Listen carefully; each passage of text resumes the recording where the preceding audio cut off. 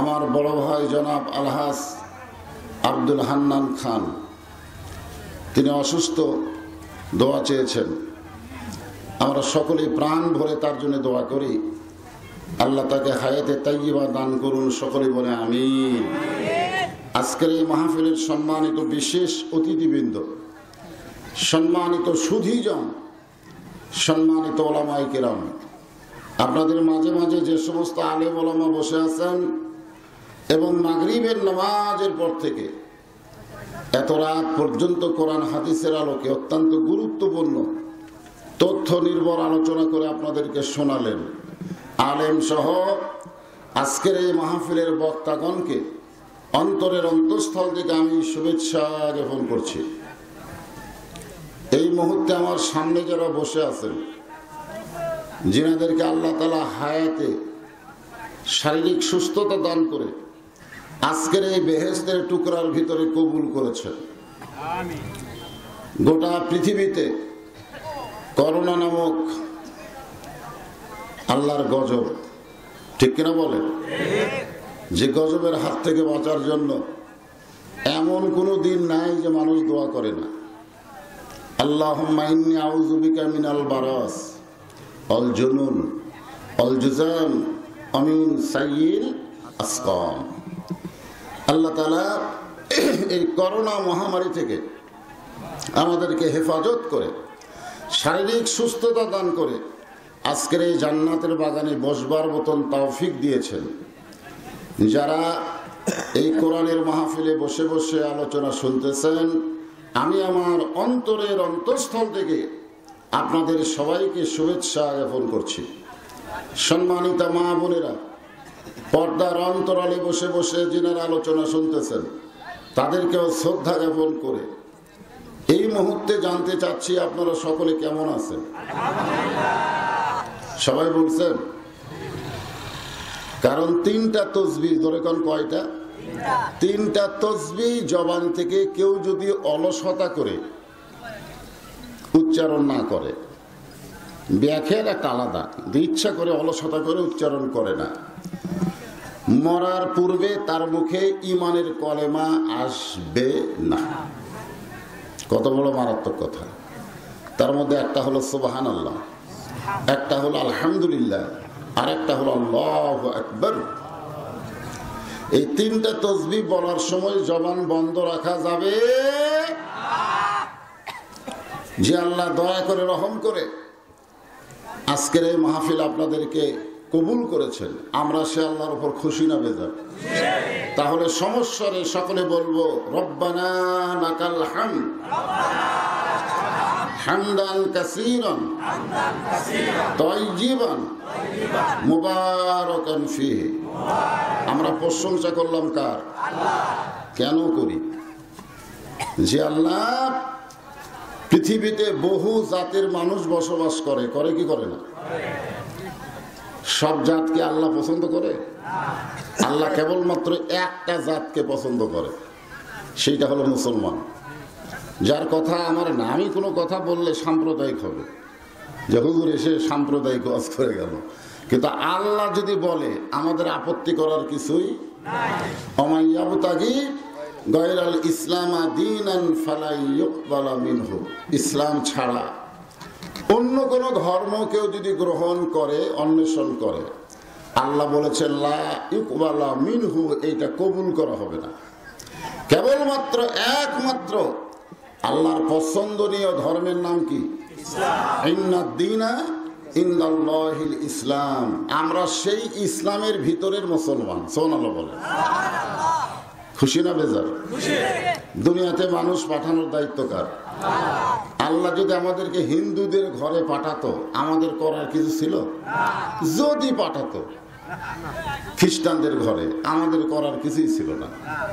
কিন্তু যে আল্লাহ দয়া করে রহম করে মুসলমানদের ঘরে আমাদেরকে মুসলমান হিসাবে কবুল করেছেন, আমরা সে আল্লাহর উপর শুকর গুজার করছি, আলহামদুলিল্লাহ। আমরা বিশ্ব নবীর উম্মত। আমাদের নবী কিন্তু বিশ্ব নবী। ধরে কোন কি নবী?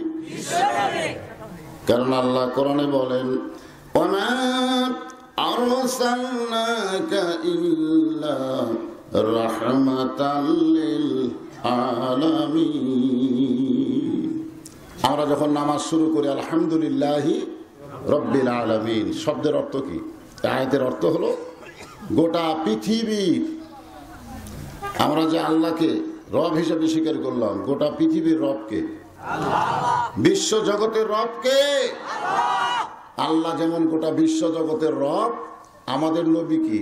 ওমা আরসালনাকা ইল্লা রাহমাতাল লিল আলামিন, গোটা বিশ্ব জগতের জন্য রহমত।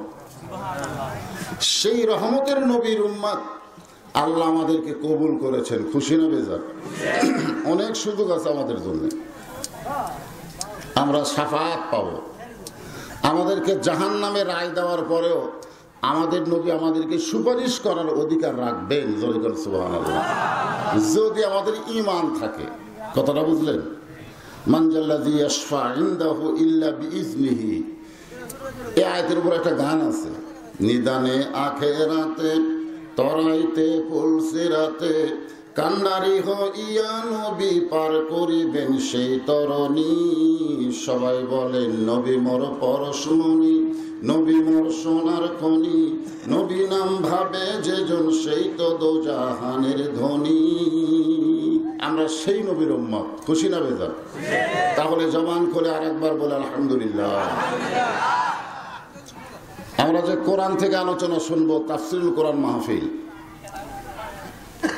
আপনারা কি যে কোরআনের আলোচনা শুনবেন এই কোরআনের উপরে কি সন্দেহ করেন? এই কোরআন থেকে যে কথাগুলো বলা হবে এ কথা কি বক্তার না আল্লাহ? হ্যাঁ, আমরা অনেক ধরনের বক্তা বাংলাদেশে আছি।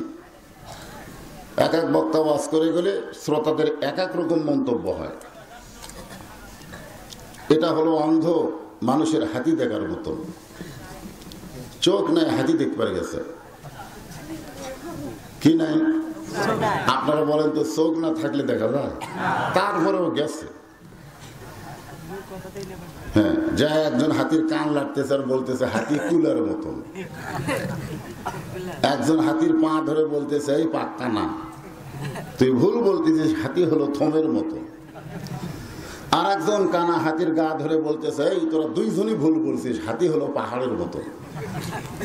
আর একজন হাতির ন্যাস ধরে বলতেছে তোদের একটাও ঠিক নেই, হাতি হলো দড়ির মতন। আপনারা বলেন তো, এই যে কানাগুলো যে হাতির বয়ান করতেছে এগুলা কি ঠিক? আবার ভুলও না, আবার ভুলও যাই যেটুকু পাইছে সেইটুকুর উপর বয়ান করতেছে। আজকে আমাদের বক্তাদের অবস্থা হয়েছে তাই, এক এক বক্তা এক এক রকম বয়ান করতেছে, ওই কানা কেড়ে হাতি দেখার মতন। কথা ঠিক? তো আজকে আমি আপনাদেরকে 114টা সূরা, পবিত্র কোরআন শরীফের সূরা কয়টা? 114টা সূরার 29 পারা, 30 পারার যে 29 পারা আছে, এই 29 পারার প্রথমেই যে সূরাটা নাম হলো সূরা মুলক। জোরে বলেন নাম কি? মুলক। মুলক এটা আরবি শব্দ, এর বাংলা হলো বাদশাহ, বাদশাহী। গোটা পৃথিবীর বাদশাহী কার? এই সূরাটার শুরুতে আল্লাহ এটা আমাদেরকে জানাই দিলেন, তাবারাকাল্লাযী বিয়াদিহিল মুলক, ওই পুত পবিত্র সত্তা যিনি আমাদের আল্লাহ। সুবহানাল্লাহ বলেন। গোটা পৃথিবীর রাজত্ব কর্তৃত্ব মালিকানা কার হাতে? ওয়া হুয়া আলা কুল্লি শাইইন কাদির, তিনি হলেন সমস্ত ক্ষমতার মালিক। একমাত্র ক্ষমতার মালিককে, সমস্ত ক্ষমতার মালিককে। যারা বলতেছে না তাদের কি সন্দেহ আছে নাকি? যতই মেডিসিন তৈরি হোক আর যতই ওষুধ তৈরি হোক, করোনা থেকে বাঁচাতে পারে আমাদেরকে কে? এই জন্য আমরা দোয়া করি কার কাছে? না চিন্তা করতেছেন একবার ভ্যাকসিন বের হলে টেনশন নাই। আরে ভ্যাকসিন বের হলে না হয় করোনা থেকে আপনি বাঁচবেন, কিন্তু মৃত্যু থেকে তো আপনি বাঁচতে পারবেন না। জোরে কোন কথা ঠিক কি না? আমরা মনে করি লোকটা করোনা হয়ে মারা গেল, লোকটা অ্যাক্সিডেন্ট করে মরল, কিন্তু আল্লাহ এই সূরা মুলকের মধ্যেই বলতেছেন আল্লাযী খলাকাল মাউতা ওয়াল হায়াতা, মৃত্যু এবং হায়াতকে সৃষ্টি করছেন কে? আল্লাহ। এই জিনিসগুলো কোরআন থেকে আজকে আপনাদের সামনে আলোচনা হবে। আমরা অবশ্যই জানি যে আবার শীত আসতেছে, এই করোনার আর একটা দ্বিতীয় ঢেউ সরকার তো ভীতিগ্রস্ত হয়ে গেছে। দ্বিতীয় ঢেউ মোকাবেলা করার মতন শক্তি আমাদের আছে? আমাদের কোনো শক্তি নাই। সমস্ত শক্তি কার? আরো জোরে বলেন। সমস্ত শক্তি হলো আল্লাহ। তবে আমাদের কিছু নিয়ম আছে, কিছু নিয়ম আছে, আছে না নাই? হ্যাঁ, কিছু নিয়ম আছে, নিয়মের উপর আমাদের চলা লাগবে। মশা থেকে বাঁচার জন্যে আমরা আল্লাহর কাছে যদি বলি, আল্লাহ মশা থেকে আমাকে বাঁচাও, যদি মশারি না টাঙ্গাই, ঠিক কিনা বলেন? আমরা টাঙ্গাই কি টাঙ্গাই না? টাঙ্গাই। তো মশা কামড় দেয়, এটা কার হুকুমে? মশারি যখন টাঙ্গার হয়। হ্যাঁ, আল্লাহর কোরআন থেকে যে আলোচনা, সূরা মুলক শুরুতে আমি 2টা আয়াত তেলাওয়াত করেছি, এর উপরে আপনাদের সামনে আলোচনা করা হবে। এখন সবাই আমার সঙ্গে এক বাক্যে বলবেন, সমস্ত ক্ষমতার মালিককে, গোটা পৃথিবীর রাজত্বকার আমার আল্লাহ বললেন, লিয়াবলুয়াকুম আইয়ুকুম আহসানু আমালান ওয়া হুয়াল আজিজুল গফুর। তোমাদের জীবন এবং মৃত্যুকে আমি আল্লাহ সৃষ্টি করেছি পরীক্ষার জন্য। এখন কিসের জন্য? পরীক্ষা হবে, পরীক্ষা। সেই পরীক্ষাটা কি? আইয়ুকুম আহসানু আমালা। আহসান, খুব খেয়াল করবেন, কোরআনে অনেক জায়গায় আছে ওয়া আমিলুস সলিহা, নেক আমল, আছে না নাই? আছে। কিন্তু এখানে বলা হয়েছে আহসানু আমালা, সুন্দর আমল। এখন আমার সঙ্গে আপনারা বলেন, মা বোনেরা আশেপাশে হয়েছে করতেছে, জবান বন্ধ রাখেন।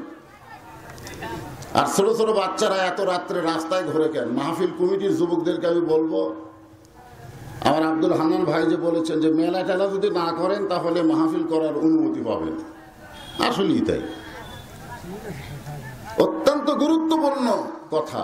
আল্লাহ বলেছেন, লা তাসমাউ লিহাযাল কুরআন আলগাউ ফিহি লাআল্লাকুম তাগলিবুন।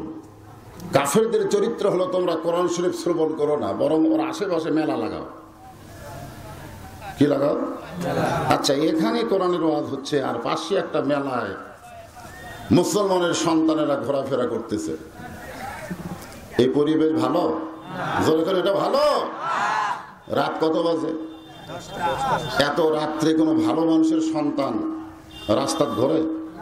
ঘোরে? একমাত্র চোর ডাকাত ছাড়া। ঘোরে চোর ডাকাত? খালি কয় না না। এটা সবাইকে বলবো, মাহফিলের পরিবেশ দেন, আশেপাশে ঘোরাঘুরি না করে কোরআনের বাগানে বসেন। আমার মা বোনদের বলবো, আপনারা চুপ থেকে আলোচনা শ্রবণ করেন। আহসানু আমালান, সুন্দর আমল। এই সুন্দর আমল করতে গেলে সুন্দর একটা পরিবেশ লাগবে। কোন কি লাগবে? সুন্দর একটা পরিবেশ যদি আপনি তৈরি করতে চান, তাহলে সুন্দর একটা সমাজ লাগবে। সুন্দর একটা সমাজ যদি আপনি গঠন করতে চান, তাহলে সুন্দর একটা রাষ্ট্র লাগবে। সুন্দর একটা রাষ্ট্র যদি আপনি বানাতে চান, তাহলে সুন্দর কিছু নিয়ম কানুন লাগবে। যেরকম ঠিক কিনা? আর আপনারা বলেন তো, আল্লাহর কোরআনের চাইতে সুন্দর কোন নিয়ম নীতি আছে? যেরকম আছে? নাই। তাহলে আমরা সুন্দর আমল করতে গেলে সুন্দর পরিবেশ লাগবে। একটা দৃষ্টান্ত দিই, শোনেন। আপনি জোহরের নামাজ পড়বেন সামনে কাতারে, নিয়ত ভালো না খারাপ? সামনে কাতারে পড়লে সওয়াব কম না বেশি? মুয়াজ্জিন যে আযান দিছে জোহরের, আপনি সামনে কাতারে নামাজ পড়ার জন্য ওযু করে খুব জোরে জোরে মসজিদে যাচ্ছেন। আপনার বাড়ি থেকে মসজিদ হলো 100 গজ দূরে। জোরে কম, কত গজ? 100 গজ। আচ্ছা, বাড়ির কাছে মসজিদ আর বাড়ি থেকে দূরে মসজিদ, লাভ কার? যারে দূরে মসজিদ, প্রতি কদমে কদমে তাদের নেকি আছে না নাই? যেরকম আছে না না? তো এখন রাস্তার মাঝখানে যাচ্ছে, হঠাৎ লোকটা দেখতে পায় 2টা বেপর্দা নারী ঘুর ঘুর করে ঘুরতেছে। দেখবার চায়নি, কিন্তু চোখে পড়ে গেছে। মোটর সাইকেল চালাতে চোখে মশা পড়ে গেছে, কেউ চায়? কিন্তু হঠাৎ পড়ে কি পড়ে না? তো চোখে যদি পোকা পড়ে তোলার ব্যবস্থা আছে। কিন্তু বেপর্দা নারী যদি কারো চোখে পড়ে, ওইটা তোলার ব্যবস্থা আছে নাকি? দেখো তো আমার চোখে অমুকের বউ পড়ছে, তুলে দাও, তুলে দাও। দেখো আমার চোখে পোকা পড়ছে, তুলে দাও, একজন নরম কাপড় দিয়ে তুলে দিতে পারবে। এখন আপনি সামনে কাতারে গিয়া নামাজের নিয়ত করলেন, ইলা জিহাতিল কাবাতি শরীফাত, আল্লাহু আকবার। আপনার মুখ আছে কাবার দিকে, চোখ আছে সেজদার দিকে। লক্ষণ ভালো না খারাপ? কিন্তু মন খালি বলতেছে রাস্তায় কি দেখলাম রে। এরকম মনে হতে পারে কি পারে না? যেরকম পারে কি পারে? তাহলে মুখ আছে কাবার দিকে, চোখ আছে সেজদার দিকে, আর মন খালি বলতেছে রাস্তায় কি দেখলাম রে। এখন আপনারা বলেন, মন যদি অন্যদিকে যায়, আপনি দেহ নিয়ে যতই মসজিদের মধ্যে দাঁড়ান, আপনার নামাজ হবে না। এই জন্য বলা হয়েছে হুজুরি কল্প, এই যে অন্তর। আমরা যখন কাবার দিকে মোতাওয়াজ্জা হই, আমাদের মন দিয়ে মোতাওয়াজ্জা হওয়ার দরকার আছে না নাই? কিন্তু মন রাস্তায় কি দেখলাম রে। এখন বলেন, আপনি যদি সুন্দরভাবে নামাজ পড়তে চান, এই রাস্তাটা সুন্দর করার দরকার আছে না নাই? আব্দুল হান্নান ভাইকে বললেন, চেয়ারম্যান সাহেব আমাদের রাস্তা ভালো না, ভেঙে টেঙে গেছে, আপনি একটু পাকা করে দেন। এটা সুন্দর? এটা সুন্দর রাস্তা? রাস্তা যদি সুন্দর করতে চাই, তাহলে বেপর্দা নারী মুক্ত রাস্তা করা লাগবে। যেরকম কথা ঠিক কিনা? কারণ আমাদের যুবকগুলো এই যে ঘোরাঘুরি করতেছে, এত রাত্রে ওরা যে ঘোরে, এই কোরআনের মাহফিলের নামে ওরা যে ঘুরতেছে, আপনি বলেন তো কি নিয়তে ঘুরতেছে? এর নিয়ত কি? এই জন্য আল্লাহর বান্দারা একটু মনোযোগ দিয়ে শুনবেন। সুন্দর রাস্তা করতে গেলে যদি আমরা বেপর্দা মুক্ত নারী মুক্ত রাস্তা করতে চাই, তাহলে বলেন তো আল্লাহর এই কোরআনের দরকার আছে না নাই? ধর্ষণ মুক্ত বাংলাদেশ আমরা চাই, চাই কি চাই না? সমস্ত নারীরা তো চায়, নারীদের সঙ্গে পুরুষ পর্যন্ত রাস্তায় রাস্তায় মানববন্ধন করেছে, আমিও করছি। বগুড়ার সাতমাথায় মানববন্ধন করলাম যে আমরা ধর্ষণ মুক্ত বাংলাদেশ চাই। তো ধর্ষণ মুক্ত বাংলাদেশ যদি আমরা চাই, আমাদের করণীয় কি? সেইটাকে আল্লাহর কোরআনে আছে না নাই? দরকার আছে না নাই? হ্যাঁ, আমি এটাই বোঝাবার চাচ্ছি। আল্লাহ বলেছেন তোমাদেরকে পরীক্ষা করা হবে সুন্দর আমলের, আর এই সুন্দর আমল করতে গেলে সুন্দর পরিবেশ লাগবে। সুন্দর পরিবেশ ছাড়া সুন্দর আমল করা যায় না। আল্লাহর বান্দারা, পৃথিবীর মধ্যে সবচাইতে যে মানুষটা এক নম্বর খারাপ ছিলেন, যেই মানুষটা নাঙ্গা তরবারি নিয়ে আল্লাহর নবীকে হত্যা করার রাস্তা নিয়েছিলেন, যেই মানুষটির নাম আমরা সকলে জানি, নাম হলো হযরত ওমর। অথচ ওই মানুষটাই পৃথিবীর এক নম্বর ভালো মানুষ হয়ে গেলেন। এটা কোনো জাদু মন্ত্রের দ্বারা না, এটা কেবলমাত্র আল্লাহর কোরআনের দ্বারাই সম্ভব। জোরে কোন কথা ঠিক কিনা? এই যে কোরআনের ওয়াজ আপনারা শুনতেছেন, নাম দিয়েছেন তাফসীরুল কোরআন মাহফিল। এমনও হতে পারে যারা এই মাহফিল করতেছে, যে যুবকেরা, তাদের মধ্যে অনেকে এখন পর্যন্ত মাগরিব এশার নামাজ পড়েনি। হতে পারে কি পারে না? কথা কন না কেন? তাফসীরুল কোরআনের মাহফিল করতেছে কিন্তু নামাজ পড়তেছে না, কারণ নামাজ পড়ার মতন পরিবেশই তারা পাচ্ছে না। একটু বুঝে শোনা হা হু করবেন, কথাটা বুঝলেন? সব কথাই যদি ঠিক, এই জন্যই তো যে বক্তা যা বলে শ্রোতারা কয় ঠিক, সবই ঠিক, ব্যাঠিক কিছুই নাই।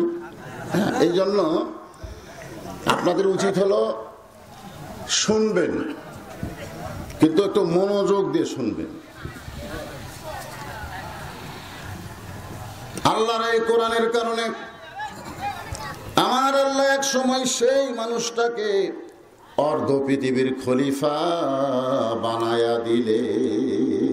সুবহানাল্লাহ বলেন। অনেকের ধারণা কোরআন হলো মসজিদের কিতাব, মাদ্রাসার কিতাব, মানুষ মরে গেলে কোরআন খতম দেওয়ার কিতাব। কিন্তু আজকে আপনারা শোনেন হাসান ও আমালা সব মসজিদ নববীর মেম্বারে বসে হযরত ওমর নিজের গালে নিজে চড় মারতেছেন। ডান হাতে ডান গালে চড় মারে, বাম হাতে বাম গালে চড় মারে। এমন সময় একজন সাহাবী মসজিদের মধ্যে ঢুকে বলে, আমিরুল মুমিনিন, আপনি অর্ধ পৃথিবীর খলিফা হয়ে আপনি কি পাগল হয়ে গেলেন? নিজের গালে নিজে কেন চড় মারতেছেন? ওমর ফারুক বলে, ওসমান, এই মেম্বারে বসার পরে, এই যে মেম্বারে বসে নিজের গালে নিজে চড় মারতেছি, এখানে বসার পরে আমার অতীতের কথা বারবার মনে হয়ে যায়। সুবহানাল্লাহ। আসলে যারা ক্ষমতার চেয়ার পায়, এই চেয়ার পাওয়ার পরে অতীতের কথা যদি মনে করে আর ভবিষ্যতের চিন্তা করে, খালি দুটা জিনিস খেয়াল করবে। ধরে কোন কয়টা? একটা হলো অতীতে কি ছিলাম, ভবিষ্যৎ আমার কি হবে। সে যত বড়ই চেয়ার পায় তার দ্বারা কোনো খারাপ কাজ হবে, এইটাই হলো আহসানু আমালা, এটাই হলো সুন্দর আমল। যে আমি অতীতে কি ছিলাম, ভবিষ্যৎ আমার কি হবে। আমার ভবিষ্যৎ আছে না নাই? ধরে কোন আছে না নাই? আমি অতীতে ছিলাম এত দুর্বল, পেশাব করেছি, মা যদি আমাকে টান না দিত ওই পেশাব আবার হাত দিয়ে তুলে খাইতাম। জোরে কোন কথা ঠিক কিনা? এত দুর্বল আমার অতীত। আর ভবিষ্যৎ হলো সাদা কাফনে মুড়াইয়া চকলেটের মতন আমাকে মসজিদের খাটনিতে করে অন্ধকার কবরে নিয়ে যাবে। জোরে কোন কথা ঠিক কিনা? অতীত আর ভবিষ্যৎ এই দুইটা যখন মানুষ ভুলে যায়, ওই মানুষের দ্বারা অন্যায় কাজ বেশি হয়। ওসমান গনি বলে, আমিরুল মুমিনিন, আপনি যে অতীতের কথা চিন্তা করতেছেন, অতীতে আপনি কি ছিলেন যদি আপনি একটু আমারে বলেন। ওমর ফারুক বলে, ওসমান, অতীতে আমি খালার বাড়িতে রাখালি করতাম। সুবহানাল্লাহ। ছাগল চড়াতে যাইতাম, সন্ধ্যাবেলা যখন ছাগল নিয়ে আসতাম, আমার খালা ছাগলের পাল গুনে ছাগল কম পাইছে। আমার কান ধরে বলে, ওমর, যে কয়টা ছাগল নিয়ে গেলে কয়টা ফেরত আনলে? আমি ছাগল গুনে দেখি 2-3টা কম হয়ে গেছে। আমি আবার দৌড় দিয়ে ছাগলগুলো কুড়াইয়া কুড়াইয়া খালারে যখন জমা দিতাম, খালা আমার মাথার চুল টেনে বলতো, ওমর, আজকে যেই ভুল করছো এই ভুল যদি আগামীকাল করো, তোমার রাখালির চাকরি কিন্তু আমি ক্যান্সেল করে দিব। আমি খালার পা ধরে বলতাম, খালা, আমার রাখালির চাকরি যদি ক্যান্সেল করে দেন তাহলে আমি থাকবো কোথায়, খাবো কি? একদিন যেই উমর রাখালির চাকরি রক্ষা করার জন্য খালার পা ধরে কেঁদেছে, আজকে সেই উমরকে আল্লাহ অর্ধ পৃথিবীর খলিফা বানাইছে। এটা উমরের যোগ্যতাই নয়, এটা হলো আল্লাহর কোরআনের ক্ষমতা। এখন আপনারা বলেন, এই কোরআনের ক্ষমতা আছে না নাই? নাই গলা ভাই, কি হলো রে? সাউন্ডকে চঞ্চল করে গেছে, সাউন্ড আসতে দেন, সাউন্ড যেন ক্লিয়ার হয়। কি বুঝতেছেন? অর্ধ পৃথিবীর খলিফা, এই শক্তি কি মানুষের না কোরআনের? আজকে যারা এখানে এসেছেন, যে কোরআন থেকে তাফসীর শুনবেন, সে কোরআন সম্পর্কে আমাদের একটা জ্ঞান থাকার দরকার আছে। হ্যাঁ, একটু মনোযোগ দিবেন। কোরআনের মাহফিল আইছেন কোরআন শোনার জন্যে, মসজিদে নামাজ পড়তে যান কোরআন শোনার জন্যে, কিন্তু আল্লাহ শুধু কোরআন শোনার জন্য বলে নাই, আল্লাহ বলেছেন সামিনা ওয়া তাআনা। শুনতে হবে কিসের জন্য? মেনে নেওয়ার জন্য। আতানা মানে কি? গ্রহণ করার জন্য। তাহলে আজকে আমরা যেটা শুনবো গ্রহণ করার দরকার আছে না নাই? এই জন্যে আমরা শুধু শুনবো না, আজকে কিছু সময় আমরা একটু আল্লাহর কোরআনকে দেখব, তাহলে আর অন্ধর হাতি দেখার মতো হবে না। কথাটা বুঝলেন না? হ্যাঁ, আজকে বাংলাদেশে কত দল, এক দল জিকির করে, আমরা বলি ওরা জাকির পার্টি। একদল তাবলিগ করে, আমরা বলি ওরা তাবলিগ পার্টি। ঠিক কিনা বলে? একদল আন্দোলন করে, আমরা বলি ওরা ওই পার্টি। তো আসলে তো ইসলাম এত পার্টি করার জীবন বিধান নয়। ইসলাম হলো সবাইকে নিয়ে এক হওয়া। জোরে কোন ঠিক কিনা? কিন্তু আমরা এক একজন এক একটা করতেছি। এক একজন এক এক কথা বলতেছি। একদল বলতেছে নবী মাটির তৈরি, আর একদল বলে নবী নূরের তৈরি। একদল বলতেছে নবী মরে গেছে, আর একদল বলতেছে নবী জীবিত আছে। একদল বলে জিকিরের উপরে কোনো ইবাদত নাই, আর একদল বলতেছে যদি ইমান বাঁচাবের চান দাওয়াতে তাওলীগ করতে হবে। এরকম এক একজন এক এক কথা বলতেছে।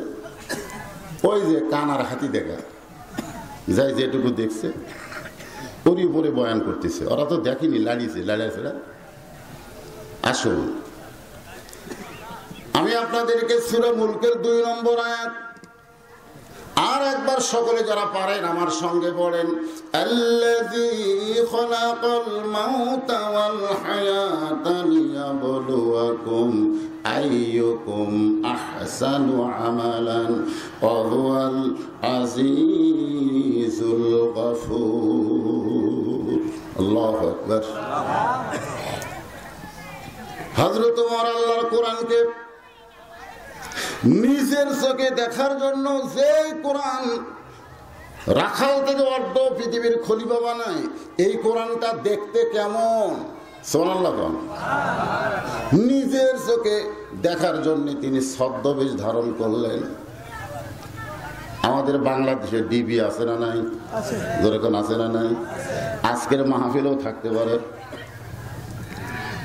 আজকের মাহফিলেও থাকতে পারে। ছদ্মবেশে তারা পর্যবেক্ষণ করতেছে। ডিবি হয়তো ছদ্মবেশে বক্তা কেমন ওয়াজ করে এইটা শোনার জন্য আসতে পারে। জোরে কোন কথা ঠিক কিনা? বাজান গো, হযরত ওমর ডিবি হয়েছে আল্লাহর কোরআনকে দেখার জন্য। অর্ধ পৃথিবীর খলিফা ছদ্মবেশে মদিনার অলি গলি ঘুরতে গিয়া হঠাৎ হযরত ওমর দেখতে পায় বিস্তীর্ণ মরুভূমির ভিতরে একজন রাখাল উট আর দুম্বা চড়ায়। সাধারণ একজন রাখাল উট আর দুম্বা চড়ায়। হযরত ওমর কোরআন শরীফ দেখার জন্য রাখালকে সালাম দিলেন। আপনারা বলেন তো, একজন রাখালকে সালাম দিলেন আল্লাহর কোরআনকে দেখার জন্য। সালাম দেওয়ার পরে রাখাল, ভাই আমার পেটে ক্ষুধা লাগছে, আমি উটের এক পেয়ালা দুধ চাই। রাখাল মুচকি মুচকি হাসে। ওমর ফারুক বলে, রাখাল তোমারে সালাম দিলাম, উটের এক পেয়ালা দুধ চাইলাম, তুমি উত্তর না দিয়া মুচকি মুচকি হাসো কেন? রাখাল বলে, ফতিক রে, সালামের উত্তর পরে হবে, উটের দুধ পরে হবে, আগে জানতে চাই তোমার পরিচয়। ওমর ফারুক চমকে গেলেন। চমকানোর কারণ হলো তিনি ডিবি হয়েছেন, ছদ্মবেশ ধারণ করছেন। এখানে তো পরিচয় দেওয়া যাবে না, কিন্তু রাখাল বলতে চাই তোমার পরিচয় শুনতে চাই। ওমর ফারুক চিন্তায় পড়ে গেলেন, অর্ধ পৃথিবীর খলিফা হইয়া আমি ছদ্মবেশ ধারণ করেছি, আমি পরিচয় কেমনে দেব?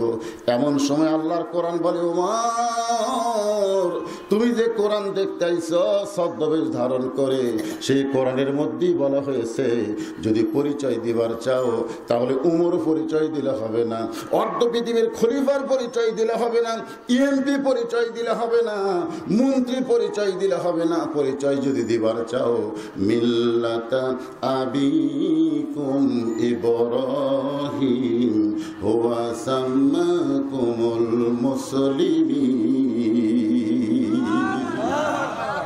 যদি পরিচয় দিবার চাও, আমি এমপি, আমি তালুকদার, আমি জমিদার, আমি হুজুর, আমি মৌলানা, এগুলো একটাও পরিচয় না। এগুলো কি না? পরিচয় না। এগুলো পরিচয় না। পরিচয় হলো আমি একজন মুসলমান। সুবহানাল্লাহ বলেন। আমার সামনে যারা আপনারা বসে আছেন, আপনারা কি? আল্লাহ বলেছেন লা তামুতুন্না, মৃত্যুবরণ করো না, ইল্লা ওয়া আনতুম মুসলিমুন। তুমি জমিদার হয়ে মরো, তালুকদার হয়ে মরো, এমপি হয়ে, মন্ত্রী হয়ে মরো, একথা আল্লাহ বলে নাই। আল্লাহ বলেছেন মুসলমান না হয়ে তুমি মৃত্যুবরণ করো না। তাহলে আমাদের পরিচয় কি? কথা কয় না, কথা কয় না। মরতে হবে কি হয়ে? তাহলে একটু মনোযোগ দিয়ে শোনেন। সুন্দর আমল যদি করতে চাই, সুন্দর আমল করতে গেলে যেখানে আল্লাহ বললেন আহসানু আমালা, সুন্দর আমলের পরীক্ষা হবে, সেই পরীক্ষাটা বোঝানোর জন্যই বলতেছি। রাকাল বলে তোমার, ওমর ফারুক বলেন রাকাল ভাই আমার পরিচয় যদি জানতে চাও, আমার পরিচয় হলো আমি হইলাম একজন মুসলমান। রাখাল মুসকি মুসকি হাসে। ওমর ফারুক বলে রাখাল আবার হাসো কেন? বলে হাসার কারণ হলো আসল না নকল। তুমি যে মুসলমান পরিচয় দিলে, এই মুসলমানের মধ্যে আসল নকল আছে না নাই? আমাদের ভিতরে যারা মাগরিব এশার নামাজ পড়েনি, হইচই করেন, আপনাদের ভিতরে এখন পর্যন্ত যারা মাগরিব এবং এশার নামাজ পড়েন নাই, আপনারা যদি ফজরের আগে মারা যান, মনে করেন যে আপনারা কেউ ফজরের আগে মারা গেলেন, কিন্তু রাতের মাগরিব এশার নামাজ আপনারা পড়েন নাই, এখন বলেন কত মানুষ আপনাদের জানাজা করলে আপনারা বেহেশত পাবেন? সারা পৃথিবীর মানুষ হবে? কেন হবে না? কারণ রাসূল বলেছে লা সালাতা লা ঈমানা, যার নামাজ নাই তার ঈমানই নাই, ওরা আবার জানাজা কি? লা সালাতা লা দীন, যার নামাজ নাই তার কোনো ধর্ম নাই। আল্লাহ রাসূল বললেন বাইনাল আবদি ওয়াল কুফরি তারকুস সালাত, বান্দা কাফিরের পৃথক করার জিনিসটার নামই হলো নামাজ। এখন যারা মাগরিব এশা পড়েন নাই, যদি ফজরের আগে মরিয়া যান, আপনারা কি করেন? মরার লোক আছে না নাই? কে মরবে? আচ্ছা, একটা হিম্মতের কথা আমি জানতে চাচ্ছি যে আপনাদের মধ্যে এমন কোন লোক আছেন যে এখান থেকে বাড়ি যাওয়ার পারবেন, এই গ্যারান্টি দিবেন? পারবেন? আমার বউ তো প্রতিদিন আমাকে বলে কখন আসবেন, কখন আসবেন, একটা ধারণা যে আজকে ওয়াজ যদি শেষ হয় এত দূর থেকে বাড়িতে আসতে এতক্ষণ লাগবে। আমি বউকে বলি যাচ্ছি এইটাই ঠিক, কিন্তু আসা আমার জন্য সম্ভব না যদি আল্লাহ পাক আমাকে না নিয়ে আসে। সুন্দর আমল যদি করতে চাই, সব সময় মৃত্যুকে খেয়াল করার দরকার আছে না নাই? রাখাল বলে পথিক, হযরত ওমরকে বলতেছে তুমি তো মুসলমান দাবি করলে, এখন বলো তুমি আসল না নকল? ওমর ফারুক বলতেছে মুসলমান তো মুসলমান, এর মধ্যে আবার আসল নকল কি? রাখাল বলতেছে আসল মুসলমান যারা হবে তারা চাওয়ার ব্যাপারে সতর্ক থাকবে, আসল মুসলমান যাত্রার কাছে চাবে না, তারা কেবলমাত্র চাবে কার কাছে? আসল মুসলমান যদি ফাঁসির মঞ্চেও যায়, আসল মুসলমান যারা যদি ফাঁসির মঞ্চেও যায়, রাষ্ট্রপতির কাছে তারা বাঁচার দরখাস্ত লিখবে, কথা লিখবে। যদি লেখে, রাষ্ট্রপতি হয়তো ফাঁসির দণ্ড মওকুফ করে দিল, খুব খুশি, ফাঁসির দণ্ড আমার মওকুফ হয়ে গেছে, আমার আর চিন্তা নাই। এই আনন্দ নিয়ে যখন বাড়ির দিকে যাচ্ছে, রাস্তার মধ্যে আজরাইল খাড়া আছে। আজরাইল বলতেছে সওয়া যায়, আরে ভাই রাষ্ট্রপতি আমার মাফ করে দিছে। আরে পাগলা, তুই যার কাছে দরখাস্ত লিখছিস সেই তো বাঁচবে না, জোরে খান কথা ঠিক কিনা? বাংলাদেশে 3টা রহমান ছিল, জোরে খান কয়টা? কি রহমান? দেখছেন, একটা হলো বঙ্গবন্ধু শেখ মুজিবুর, একটা হলো জিয়াউর, আর একটা হলো জিল্লু। এই 3 জনই প্রেসিডেন্ট ছিল, কিন্তু তারা আছে না গেছে? তার মানে বোঝা গেল যিনি মরে যাবেন তার কাছে বাঁচার দরখাস্ত কোনো কিছু চাওয়া জায়েজ, যিনি মরবেন না তার কাছে চাইতে হবে। বলেন তিনি কে? কুল্লু মান আলাইহা, পড়েন কুল্লু মান আলাইহা ফানিউ ওয়া ইয়াবকা ওয়াজহু রাব্বিকা যুল জালালি ওয়াল ইকরাম। আল্লাহর বান্দারা, রাখাল বলে পথিক তুমি দুধ চাইছো কার কাছে? তুমি যদি আসল মুসলমান হও তাহলে তুমি দুধ চাইলা কার কাছে? ওমর ফারুক চোখ দিয়ে পানি ছাড়তেছে আর মনে মনে চিন্তা করে, আল্লাহ গো, তোমার কোরআন যখন দুনিয়াতে চালু থাকবে, ওমর যদি ভুল করে একটা রাখাল পর্যন্ত ভুল ধরতে পারবে। আমাদের বাংলাদেশে কোরআনের ওয়াজ আছে, কিন্তু কোরআন চালু, যার কারণে মানুষ ভুল করলেও আমরা ভুল ধরতে পারি না। অর্ধ পৃথিবীর খলিফা হযরত ওমর ভুল করেছে চাওয়ার ব্যাপারে। ধরে কোন কিসের ব্যাপারে? কারণ চাইতে হবে কার কাছে? আর দুধ চাইছে কার কাছে? রাখাল বলে, ফতিক রে, তুমি যদি আসল মুসলমান হও তাহলে তুমি দুধ চাইলা কার কাছে? ওমর ফারুক চোখের পানি বের করে বলে, ভাই রাখাল, আমার ভুল হয়ে গেছে। রাখাল বলে, ভুলটা যখন স্বীকার করছো, তাহলে আল্লাহ বলে কোনো বান্দা ভুল করে যদি ভুল স্বীকার করে তাহলে তার তওবা করার সুযোগ রয়েছে। সুবহানাল্লাহ বলেন। আসলে আদম আলাইহিস সালাম ভুল করছিল, গন্ধম গাছের কাছে যায় গন্ধম ফল খাচ্ছে। জোরে কোন কথা ঠিক কিনা? ভুল স্বীকার করে তওবা করেছে, আল্লাহ মাফ করেছেন। কিন্তু ইবলিস আদমকে সেজদা না করে মারাত্মক পাপ করেছে, এরপরেও ভুল স্বীকার করে নাই। বলেছে আমি আগুনের তৈরি, আদম হলো মাটির তৈরি। এই জন্য আল্লাহ ইবলিসকে মাফ করেনি। জোরে কোন ঠিক কিনা? তাহলে আমরা জীবনে যত ভুল করি, সবচাইতে সুন্দর আমল হলো, আহসান আমল হলো, আমরা আল্লাহর কাছে তওবা করব। এখন পর্যন্ত যারা মাগরিব এশার নামাজ পড়েন নাই, এইটার জীবনে চরম ভুল করেছেন। এই ভুল থেকে বাঁচার জন্য আমাদের তওবা করার দরকার আছে না নাই? তাহলে আমার সঙ্গে সকলে পড়েন, সকলে পড়বেন, আস্তাগফিরুল্লাহ রাব্বি মিন কুল্লি জামবি ওয়া আতুবু ইলাইহি। পড়তেছেন? সকলে পড়তেছেন? তাহলে পড়েন লা হাওলা। পড়েন বাবা, যে কোনো সময় আমাদের মৃত্যু হবে বাজান, তওবার ব্যাপারে কোনো আপত্তি করা যায় না। লা হাওলা ওয়ালা কুওয়াতা ইল্লা বিল্লাহিল আলিয়্যিল আযীম। ওমর ফারুক বলে, রাখাল ভাই, ভুলটা যখন স্বীকার করেছি তাহলে আমি তওবা করতে চাই। মাইক এরকম হচ্ছে কেন? আসতে দিবার বললে আসতে দেয় না। ওমর ফারুক বলে, আমি তওবা করতেছি। রাখাল বলে, তুমি মূর্খ মানুষ। রাখাল হযরত ওমরকে কি বলতেছে দেখছেন? অর্ধ পৃথিবীর খলিফা আল্লাহ রাসূল কি বলেছেন? আমার পরে কেউ যদি নবী হতো তাহলে হযরত ওমরকে আল্লাহ নবী বানাইতো। সেই ওমরকে রাখাল বলতেছে তুই মূর্খ। ওমর ফারুক মুস্কি হাসিতে বললেন, আমার মধ্যে মূর্খতার কি দেখলে? রাখাল বলতেছে, চাওয়ার ব্যাপারে যে সতর্ক হয় না সে কোনোদিন তওবা করতে পারে না, বরং আমি তওবা করাই তুমি আমার সঙ্গে তওবা পড়ো। সুবহানাল্লাহ। এবার রাখাল হযরত ওমরকে তওবা পড়াচ্ছেন। হযরত ওমর তওবা করার পরে বললেন, ও রাখাল ভাই, আল্লাহর রাস্তে উটের এক পেয়ালা দুধ দাও, যেই দুধটা পান করে আমি ক্ষুধা তৃষ্ণা নিবারণ করতে চাই। ও রাখাল ভাই, আল্লাহর রাস্তে উটের এক পেয়ালা দুধ দাও, যে দুধটা পান করে আমি ক্ষুধা তৃষ্ণা নিবারণ করতে চাই। রাখাল মুস্কি মুস্কি হাসে। ওমর ফারুক বলে, রাখাল হাসো কেন? বলে, হাসার কারণ হলো তওবা করার পরে তুমি আবার মুনাফিকি করলে। সুবহানাল্লাহ।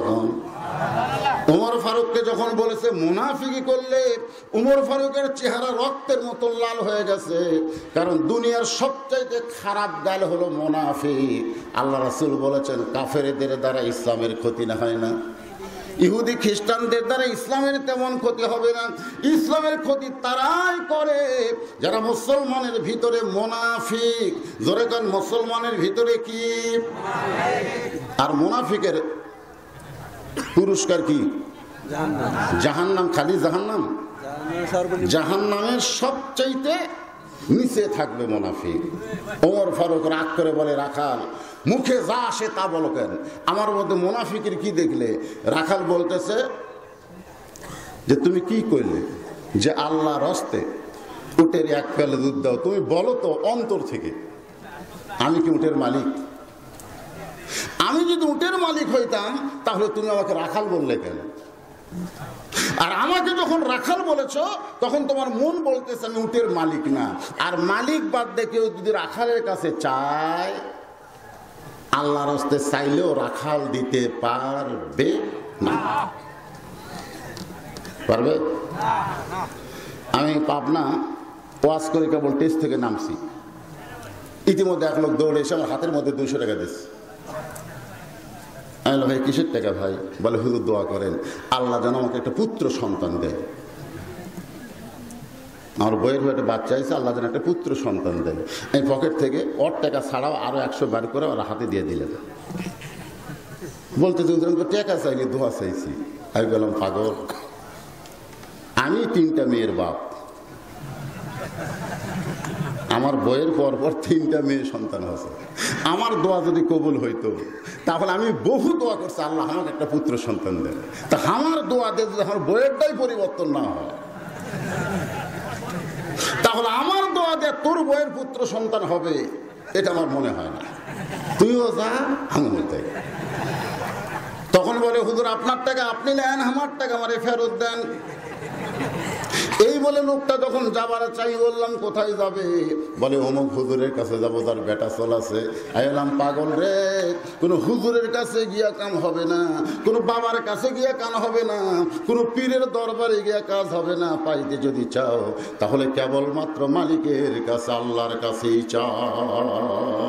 সবচাইতে সুন্দর আমল হলো ইয়া পড়েন, ইয়া কানা বুদু ও ইয়া কানাস্তাইন। আমরা ইবাদত করি কার? তাহলে চাইবো কার কাছে? আমরা কি বলবো নাকি আমার দয়াল বাবার দরবারেতে কেউ ফিরে না? এদিকে নাই নাকি রে? নাই, নাই, দয়াল বাবা নাই আপনাকে রে?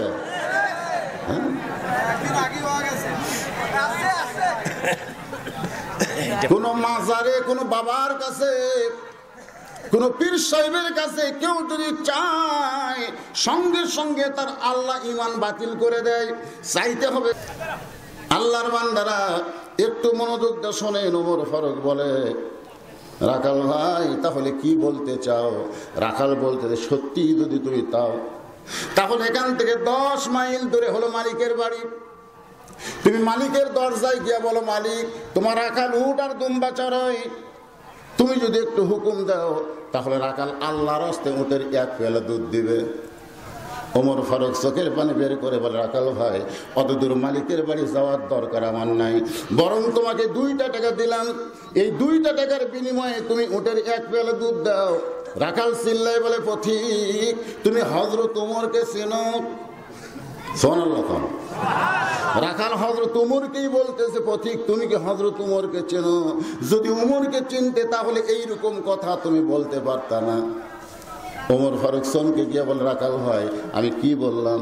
রাখাল বলে, পথিক রে, ওমর যখন কোরআনের সুন্দর আমল চালু করেছে, লিয়াবলুয়াকুম আইয়ুকুম আহসানু আমালা, এই কোরআনের আইন দিয়ে যখন আমল চালু করেছে, তখন ওমরের গুপ্ত বাহিনী যদি দূর থেকে দেখবার পায় তুমি আমাকে 2 টাকা ঘুষ দিছ, আর আমি 2 টাকার বিনিময়ে তোমাকে উটের 1 পেয়ালা দুধ দিলাম, তাহলে তোমাকেও ধরবে আমাকেও ধরবে।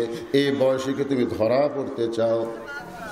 ওমর ফারুক বলেন, রাখাল ভাই তাহলে চলো আমরা পাহাড়ের গুহায় যাই, ওই গুহার মধ্যে গিয়া গোপনে তোমাকে 2টা টাকা দেব, আর গোপনে তুমি উটের 1 পেয়ালা দুধ দেবে, তাহলে তোমার মালিকও দেখতে পাবে না, দুনিয়ার কেউ ওইখানে দেখতে পাবে না। রাখাল চিল্লায় বলে, তুমি ভণ্ড, তুমি ভণ্ড।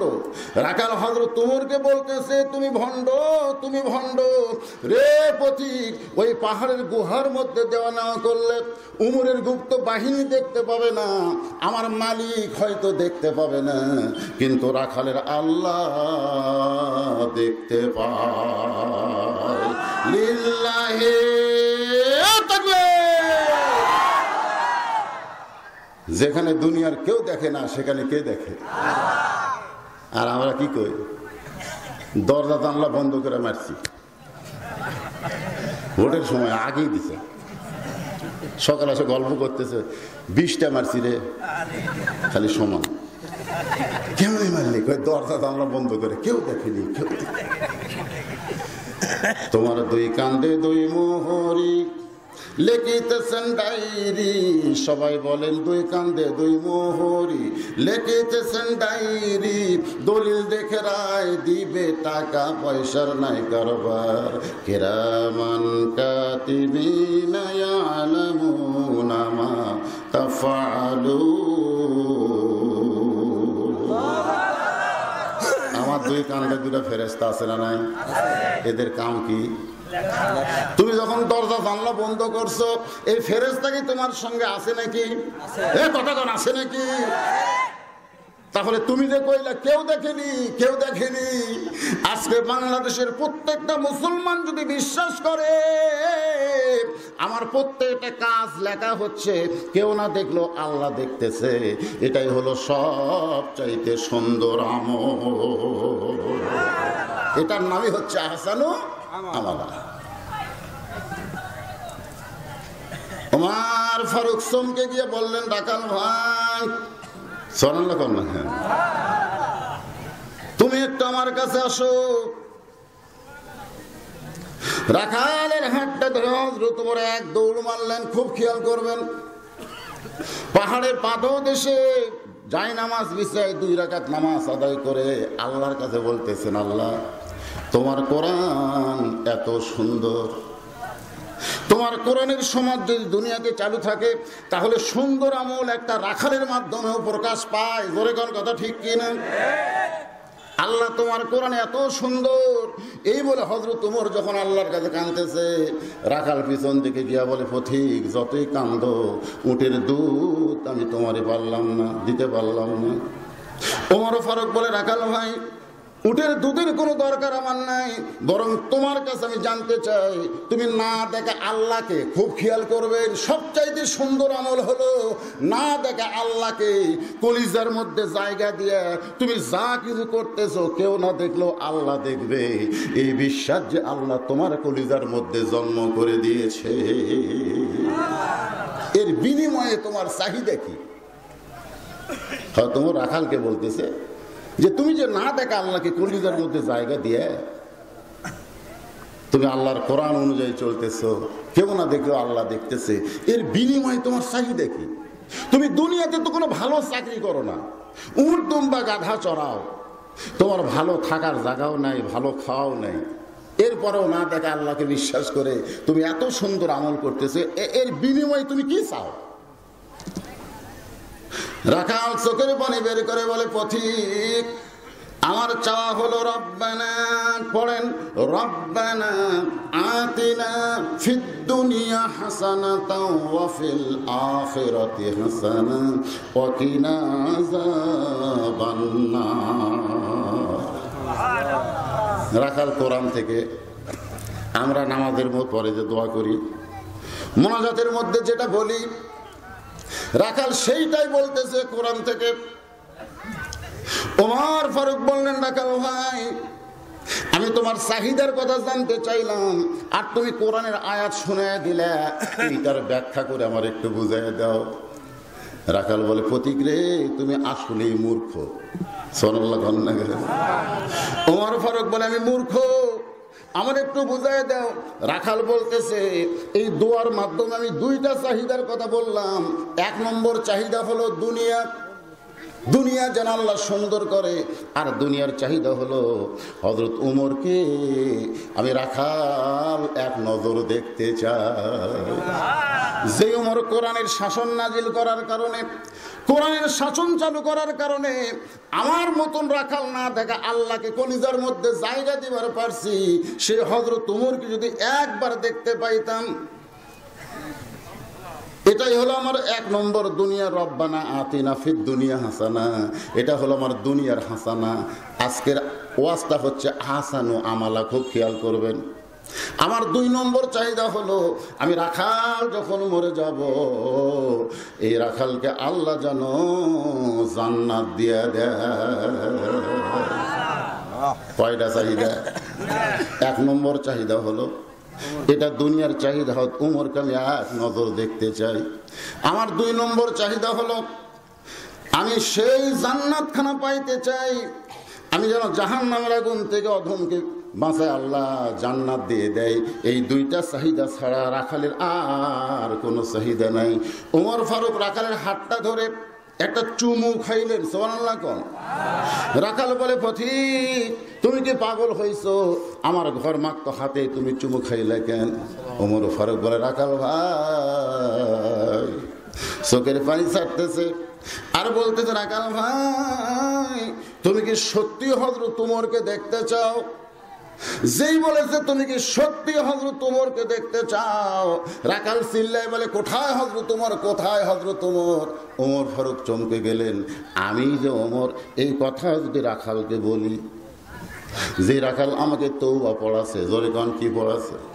যে রাখাল আমাকে মুনাফিক কইছে, যে রাখাল আমাকে ভণ্ড কইছে, এখন যদি বলি আমি ওমর, এই কথা বলার সঙ্গে সঙ্গে রাখাল হার্ট ফেল করে মারা যাওয়ার পারে। জোরে কোন কথা ঠিক কিনা? রাখাল বলতে যে, কোথায় ওমর ভাই, একটা বাড়ির জন্য বলেন, আমি একটু প্রাণ ভরে দেখতে চাই। ওমর ফারুক চিন্তা করলেন, এখন আমি যে ওমর, এই কথা রাখালকে কেমনে বলি? এমন সময় আল্লাহর কোরআন সামনে দাঁড়ায় বলে, ওমর ডাইরেক্ট যদি বলবার না পারো, উদউ ইলা সাবিলি রাব্বিকা বিল হিকমা। সুবহানাল্লাহ। সবচাইতে সুন্দর আমলের ভিতরে একটা আমলের কথা। ডাইরেক্ট কোনো কথা বলা ঠিক না। আমাকে এখানে আসার পরে অনেকে বলছে, হুজুর এখানে এটা হয়, এটা হয়, আপনি একটু ওয়াজ করবেন। আমি চিন্তা করে দেখলাম এখানে ডাইরেক্ট কোনো বলার দরকার নাই, হেকমতের সাথে বলা লাগবে। তো এখন ঠিক কিনা? ওমর ফারুক ডাইরেক্ট বললেন যে আমি ওমর, একথা বলছে? বললেই তো হাত ফেল হইল। এখানে যে অন্যায় অপকর্মগুলো চলে, আমি যদি ডাইরেক্ট আপনাকে হিট করি, হয়তো এখানে মারামারি হতে পারে। জোরে কোন কথা ঠিক? এই জন্য আল্লাহ বলেছেন, উদউ, দাওয়াত দাও, ইলা সাবিলি রাব্বিকা, আল্লাহ রাস্তায় তোমরা দাওয়াত দাও, বিল হিকমা, হিকমতের সাথে। হযরত ওমর বললেন, রাখাল ভাই তুমি সত্যিই যদি হযরত ওমরকে দেখতে চাও, তাহলে তোমাকে ফজরের নামাজ, জোরে কোন কোন নামাজ? নামাজের মধ্যে সবচাইতে গুরুত্বপূর্ণ নামাজ হলো ফজরের নামাজ। এই নামাজ কিন্তু সকলে আদায় করতে পারে না। এই নামাজের আজান যখন মুয়াজ্জিন দেয়, অতিরিক্ত কথা বলে, সেটা হলো আসসালাতু খায়রুম মিনান নাওম। রাসূল বলেছেন, ফজরের জামাত আর এশার জামাত, এই দুই জামাত যারা মসজিদে আদায় করে না, এরা মুনাফিক হয়ে যায়। ধরে এখন কি হয়ে যায়? অধিকাংশ মানুষ এই দুই ওয়াক্ত নামাজ জামাত ফেল করে। ধরে এখন কথা ঠিক কিনা? বিশেষ করে আমাদের মতন বক্তা যারা, আর আমাদের ওয়াজ শোনে যারা, মানে আমরা ওয়াজ করে বাড়ির যে 3টার সময় ঘুমাবো, ফজরের জামাত মিস করে কোনো মতো খালি ঘুমোতে এসে এত পায়, ওই খাটের কাছে ক্যাঁত ক্যাঁত করে 4 রাকাত মেরে আবার শটান। আর আমাদের ওয়াজ যারা শুনলো, এরা আজকে ফজরের জামাত মিস করবে। কি মনে করতেছেন? ঠিক। 2 ওয়াক্ত নামাজ জামাত আদায় না করলে রাসূল বলেছেন তার মৃত্যু হবে মুনাফিক অবস্থায়। একটা কি ফজর, ধরে গান একটা কি? ওমর ফারুক বললেন, রাখাল ভাই তুমি যদি সত্যি হযরত ওমরকে দেখতে চাও, তাহলে ফজরের নামাজ তোমাকে সামনে কাতারে আদায় করা লাগবে। সামনে কাতারে যখন ফজরের নামাজ পড়বে, তখন তাকায় দেখবা মিহরাবের ভিতরে যে মানুষটা ইমামতি করতেছে, ওই মানুষটি হলেন হযরত ওমর। রাখাল মুচকি মুচকি হাসে। ওমর ফারুক বলে, রাখাল হাসো কেন? বলে, হাসার কারণ হলো, তুমি কি জানো না আমি একজন রাখাল? আমি একজন রাখাল হইয়া মসজিদের ভিতরে সামনে কাতারে কেমনে যাই? মসজিদের ভিতরে নবীর দামি দামি সাহাবীরা নামাজ পড়ে, ওই দামি দামি সাহাবীর ভিতরে আমি রাখাল। ওমর ফারুক বলে, রাখাল মসজিদের ভিতরে দামি দামি, আর তুমি রাখাল কম দামি, এ কথা তোমারে শিখাইলো কে? বরং সবচাইতে সুন্দর আমলের কথা হলো, সবচাইতে সুন্দর আমল কথা হলো, ইন্না আকরামাকুম ইনদাল্লাহি আতকাকুম। ওই ব্যক্তি সবচাইতে দামি হয় যার কলিজার ভিতরে আল্লাহর বেশি ভয়। ফজরের নামাজ পড়ে না, 1 ওয়াক্ত নামাজ পড়ে না, মুখে মাস্ক দিয়ে ঘোরে, মুখে মাস্ক দিয়ে ঘরে মুখে কি দিছে, কিন্তু নামাজ একক তো পড়ে না। এই করোনা ব্যারাম যখন শুরু হইলো তখন বাংলাদেশের ডাক্তাররা কি কইলো, তোমরা বেশি বেশি হাত ধোও। ধরে কোন বেশি বেশি কি ধোও, বেশি বেশি হাত ধোয়ার কথা বর্তমানে নাই। যারা প্রকৃত নামাজি, যেদিন থেকে নামাজ চালু হয়েছে সেদিন থেকে দৈনিক 5 বার ওযু করার কথা আছে না নাই? আর ওযু করার সময় একই হাত কয়বার ধোয়া হয় আপনি কি খেয়াল করছেন? বাজান গো, 5 ওয়াক্ত নামাজ যারা ওযু করে নামাজ পড়ে তাদের জন্য হাত ধোয়ার আবার আলাদা দরকার আছে, দরকার আছে। নামাজ পড়ে না কিন্তু মুখে মাস্ক দিয়ে ঘরে, এরা মৃত্যুর ভয় করে কিন্তু আমার আল্লাহর ভয় করে না। আল্লাহ বলেছেন ওই ব্যক্তি সবচাইতে দামি হয়, ইন্না আকরামাকুম ইনদাল্লাহি আতকাকুম। ওই ব্যক্তি সবচাইতে দামি হয় যার কলিজার ভিতরে আল্লাহর বেশি ভয়। ওমর ফারুক বলে, রাখাল ভিতরে গুলো দামি দামি, তুমি কোন দামি এ কথা তোমারই কে কইলো? বরং সামনে কাতারে গিয়ে তুমি নামাজ পড়ো। রাখাল বলতেছে, পথিক আমি বারান্দায় নামাজ পড়ে সামনে কাতারে কেমনে যাই? ওমর ফারুক বলতেছেন, যখন ফজরের আজান দেবে ওই আজান শোনার সঙ্গে সঙ্গেই তুই মসজিদে রওনা দিবা। রাখাল বলে, ফতিক রে, ফজরের আজান শুনে মসজিদে রওনা দিলে যদি সামনে কাতার না পাই, এই জন্যে আমি আজকে এশার নামাজ পড়ার পরে আর বাড়িতে যাব না। রাখাল হযরত ওমরকে বলতেছে, এশার নামাজ আদায় করে আর বাড়ি যাব না, ওই মসজিদ নববীতে থাকবো, ফজরের নামাজ সামনে কাতারে ধরার চেষ্টাই করব। ওমর ফারুক বলে, রাখাল এশা থেকে ফজর আর ফজর থেকে জোহর এই 2 ওয়াক্ত নামাজ লম্বা হওয়ার কারণ কি তুমি জানো? ওমর ফারুক রাখালকে বলতেছে, 5 ওয়াক্ত নামাজের মধ্যে 3 ওয়াক্ত তাড়াতাড়ি। জোরে কোন কয় ওয়াক্ত? জোরে কোন কয় ওয়াক্ত? আসর মাগরিব আর এশা খালি আজান হতেইছে। জোরে কোন কথা ঠিক কিনা? মাগরিবের নামাজ এদিকে পড়া শেষ না হতেই ওইদিকে এশার নামাজ আজান শুরু হয়েছে। আর এখন আসর পড়তি মনে হয় বেল ডুবতিছে। ধরে কোন কথা ঠিক কিনা? এই দেওয়া যান 3 ওয়াক্ত নামাজ খালি তাড়াতাড়ি আর 2 ওয়াক্ত নামাজ লম্বা। একটা হলো এশা থেকে ফজর আর একটা হলো ফজর থেকে জোহর। এই 2 ওয়াক্ত নামাজ লম্বা হওয়ার কারণ কি? সাহাবীরা বললেন, ইয়া রাসূলুল্লাহ, মেহেরবানি করে যদি একটু আমাদের বলতেন। রাসূল বললেন, তাহলে শোনো, ফজর থেকে জোহর লম্বা সময় তোমরা দুনিয়ার কাজ কাম করবে।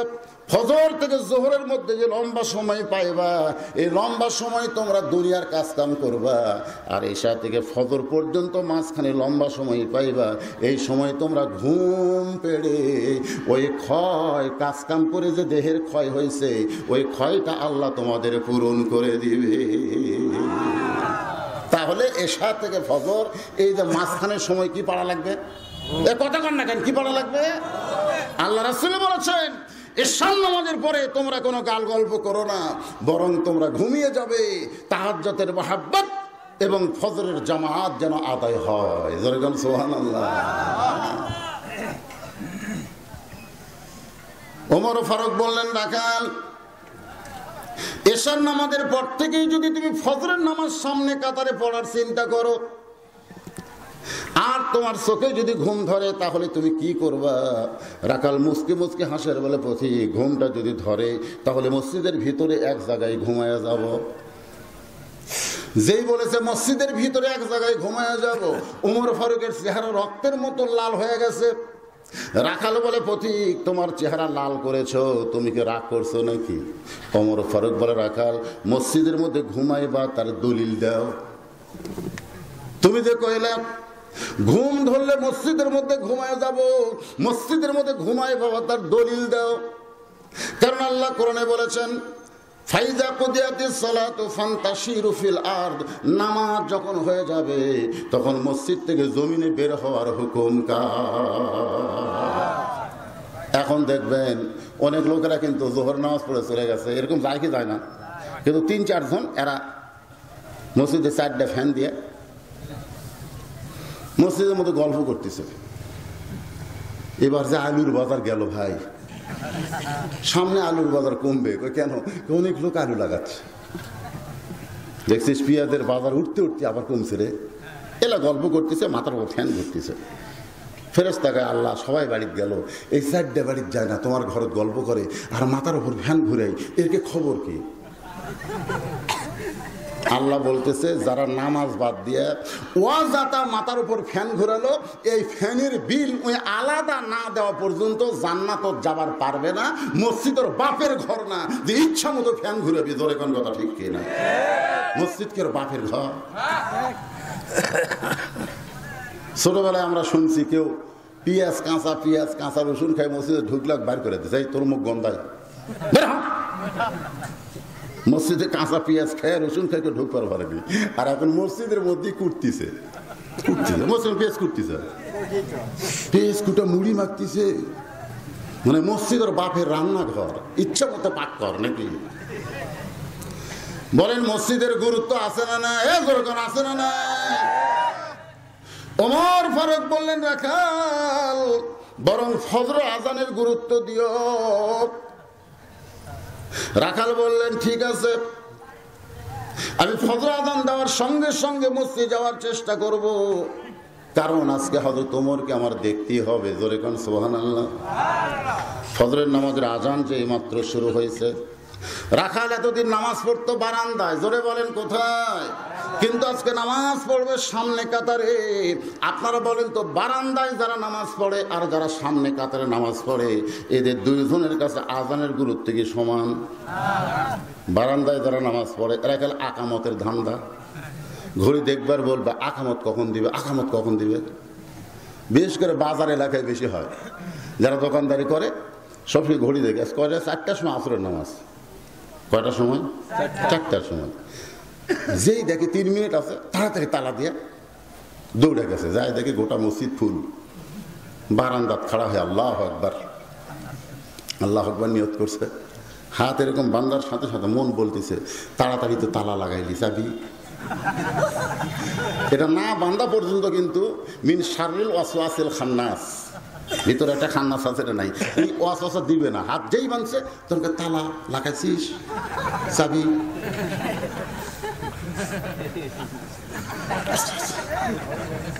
আর যারা বারান্দার নামাজ পড়ে একজনও মোবাইলের রিংটোন অফ করে না, জোরে কোন কথা ঠিক কিনা? দৌড়ে যা আল্লাহু আকবার, মোবাইল যে অফ করবি ওর খেয়ালই নেই। ওই যখন 1 রাকাত পড়িছে, ইতিমধ্যেই একজন কল করছে, একজন যে কল করছে ওর রিংটোনের সাইজ তো বুঝতেছেন, বেয়া সাইজে যেই কল করছে রিংটোন বাজা শুরু হয়ে গেছে। সামনে কাতারের একজন মুসল্লি, সামনে কাতারে একজন মুসল্লি, শালারে মানে নামাজ পড়তে, শালারে মানে ব্রেক আটকার পারেনি, ফুস করে বার হয়ে গেছে, শালারে। যতক্ষণ রিংটোন বাজে খালি একই কথা, শালারে। নামাজ শেষ করলে বলা হচ্ছে ভাই শালারে শালারে বললেন কারে? বলে হাতটা যদি বান্দা না থাকতো ওই শালার চাপা ভাঙতাম, সরকার কথা ঠিক কিনা? ওরা হাত খালি এরকম বান্দা না থাকলে যার মোবাইলে রিংটোন বাজছে ওর চাপাতে একটা চড় মারতো। আমি সমস্ত মুসল্লিকে বললাম, যখন কোনো একজন বান্দার মোবাইলের রিংটোন বাজে তখন তোমাদের নামাজের খবর কি? সমস্ত নামাজি বলতেছে তখন আমাদের মন ওই মোবাইলের রিংটোনের দিকে যায়। এই জন্য আমি বলবো, কেউ যদি নামাজের নিয়ত করার পরে মোবাইলের রিংটোন বাজে, নামাজ বাদ দিয়ে তাকে রিংটোন বন্ধ করা লাগবে, কারণ তার একার কারণে অনেক লোকের নামাজ নষ্ট হয়ে যায়। ধরে কোন ঠিক কিনা? আর এই রিংটোন বাজে কাদের? যারা বারান্দায় নামাজ পড়ে। আমার কথা কাদের বাজে? যারা সামনে কাতারে নামাজ পড়ে। এর কি রিংটোন জীবনে বাজবে না, কারণ মোবাইল আগেই মুয়াজ্জিন কি কয়, মোবাইল বন্ধ করো, কয় কি কয় না?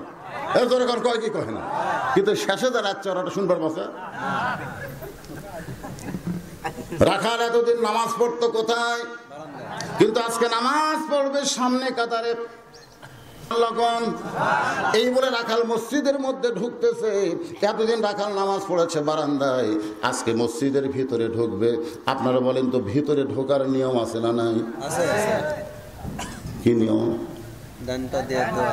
এই যে আমার ভাই বলতেছে ভিতরে ঢুকতে গেলে ডান পায়ে ঢুকতে হবে, শুধু ডান পায়ে ঢুকলে হবে না, জবান খুলে একটা দোয়া পড়তে হবে। সকলে পড়েন আল্লাহুম্মা আফতাহ লি আবওয়াবা রাহমাতিক।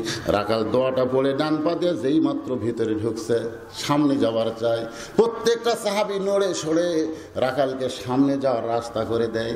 রাখাল চোখের পানি বের করে বলে আল্লাহ, বাইরে থাকলাম ভাবলাম কি, আর ভিতরে ঢুকে দেখতেছি কি।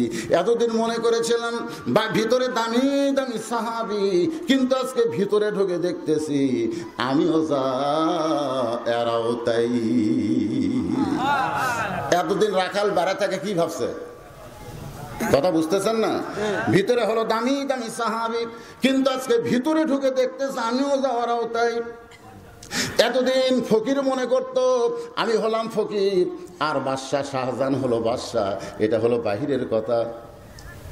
এতদিন ফকির জানতাম আমি ফকির, আর ওটা হলো বাদশাহ শাহজাহান। কিন্তু একদিন রাজদরবারের ভিতরে গিয়া প্রধানমন্ত্রীকে ফকির বলতেছে আমি একটু বাদশাহ শাহজাহানের কাছে যাবার চাই। প্রধানমন্ত্রী বলতেছে এখন তো রাজ দরবারে নাই, ওই যে ছোট্ট ঘর, ওই ঘরের মধ্যে বাদশাহ ঢুকছে।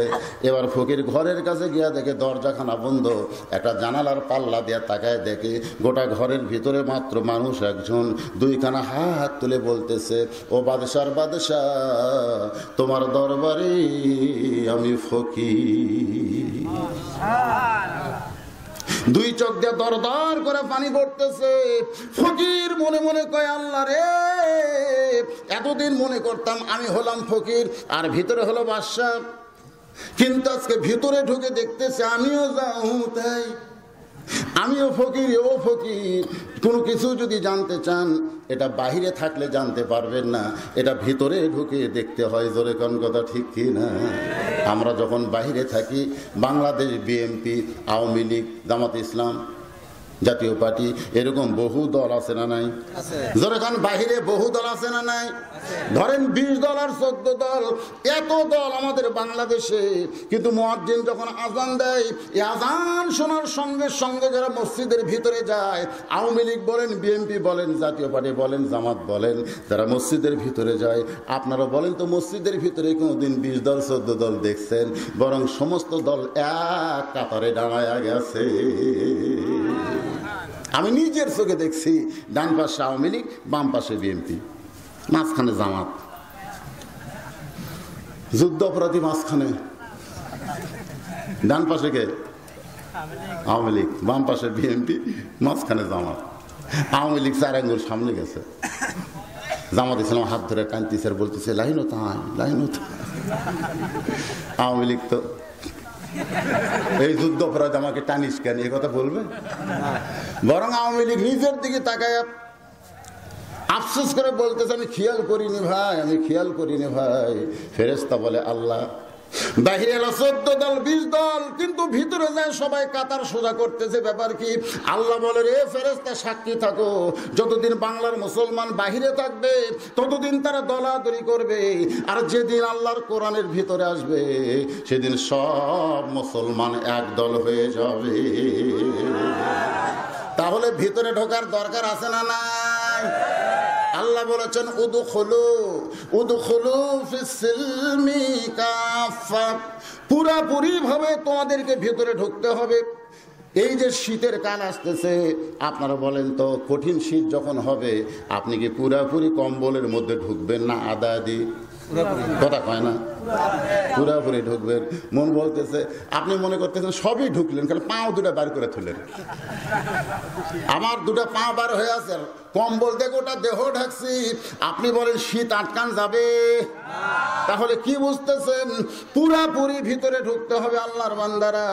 রাখাল যাইতে যাইতে যাইতে যাইতে একেবারে সামনে কাতারে গেছে, মেহরাব বরাবর। মেহরাব তো বোঝেন না? মেহরাব বরাবর সামনে কাতারে রাখাল 2 রাকাত সুন্নত নামাজ পড়েছে। ফজরের পূর্বে 2 রাকাত সুন্নত আছে না নাই? সর্বসাকল্যে 12 রাকাত সুন্নত আপনাদের পড়া লাগবে।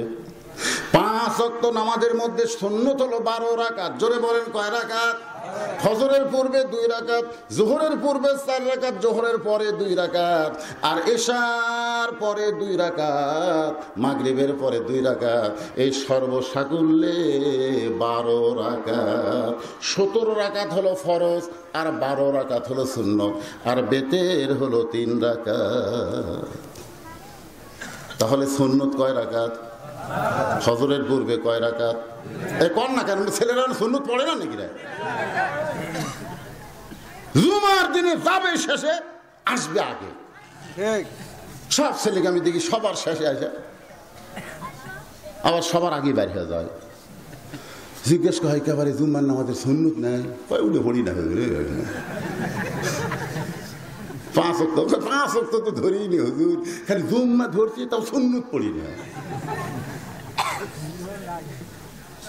আল্লাহ কোরআনে বললেন قد أفلح من تزكى وذكر اسم ربه فصلى। খালি নামাজ পড়লেই তোমাদের নামাজ হবে না, নামাজের ভিতরে কিছু নিয়ম কারণ আছে না নাই? রাখাল ফজরের 2 রাকাত সুন্নত নামাজ আদায় করে চুপটি করে বসে আছে, চুপটি করে বসে আছে, শুধুমাত্র হয়তো উমরকে এক নজর দেখবে। সুবহানাল্লাহ। কিন্তু একজন সাহাবী মসজিদের মধ্যে ঢুকেই দেখে জায়গা দখল। যেই জায়গা রাখাল চুপটি করে বসে আছে, ওই জায়গার একজন মুসল্লি, তার নাম হলো হযরত ওসমান গনি। জোরে বলেন নাম কি? আল্লাহর নবী বলেছেন, আমার আবু বকর যখন ইমামতি করবে, আবু বকর বরাবর যিনি পিছনে থাকবে তার নাম হলো হযরত ওমর। ওমর যখন ইমামতি করবে, ওমর বরাবর পিছনে যিনি থাকবে তার নাম হলো ওসমান। ওসমান যখন ইমামতি করবে, ওসমান বরাবর যিনি পিছনে থাকবে তার নাম হলো আলী। আর হযরত আলী যখন ইমামতি করবে, আলী বরাবর পিছনে। এই কথা বলে নবী চুপ হয়ে গেলেন। সাহাবারা বলে, ইয়া রাসূলুল্লাহ, হযরত আলী যখন ইমামতি করবে, আলী বরাবর পিছনে কে থাকবে? রাসূল বললেন, মা ইয়ানতিকু আনিল হাওয়া ইন হুয়া ইল্লা ওয়াহয়ুন ইউহা। আমি নবী বলতে পারি না যতক্ষণ আমার আল্লাহ না বলায়। সুবহানাল্লাহ না কে? এর দ্বারা রাসূল বুঝাইলেন, আবু বকর থেকে হযরত আলী পর্যন্ত হলো খোলাফায়ে রাশেদা। যখন হযরত উমর নামাজ পড়ে, উমর বরাবর পিছনে কে থাকে? জোরে কন না কেন, কে থাকে? কিন্তু ওসমান গনি ঢুইকে দেখে জায়গা দখল, চুপটি করে বসে আছে।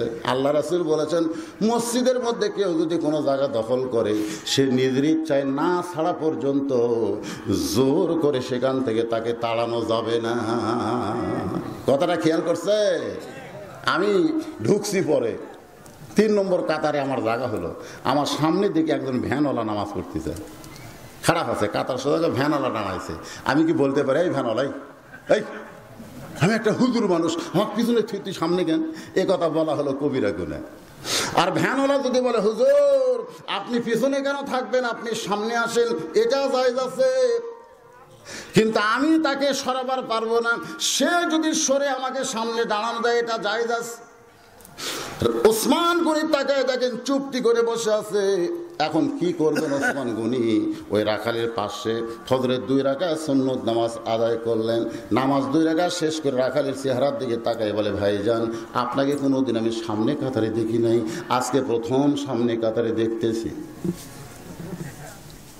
ওসমান গনি হলো নরম মানুষ, সুন্দর করে বলতেছে, ভাইজান আপনাকে কোনোদিন সামনে কাতারে দেখে নাই, আজকে প্রথম সামনে কাতারে দেখতেছি। রাখাল চিল্লায়ে বলে, আমি বারান্দায় নামাজ পড়ি, আমি সামনে কাতারে নামাজ পড়ি না। আজকে সামনে কাতারে আইছি দেখার জন্য, দেখা হলেই চলে যাব, আর কোনোদিন সামনে কাতারে আসবো না। ওসমান গনি থর থর করে কাঁপতেছে। রাখালের একটা কথা আপনারা বুঝতে পারেন নাই, কিন্তু ওসমান গনি বুঝতে পেরেছে। রাখাল বলতে, সামনে কাতরাইছি দেখার জন্য, দেখা হয়ে গেলেই চলে যাবো, আর কোনোদিন আসবো না। ওসমান গনি বলে, রাখাল ভাই, ওসমান গনি বলতে যে, ভাইজান আপনি সামনে কাতারে আসলেই দেখবেন, আর দেখা হলে আপনি চলে যাবেন। কিন্তু আপনি জানেন না, ওই দেখার আশায় আজকে বহু বছর হলে সামনে কাতারে নামাজ পড়ি, আজ পর্যন্ত আমার দেখা হইল না।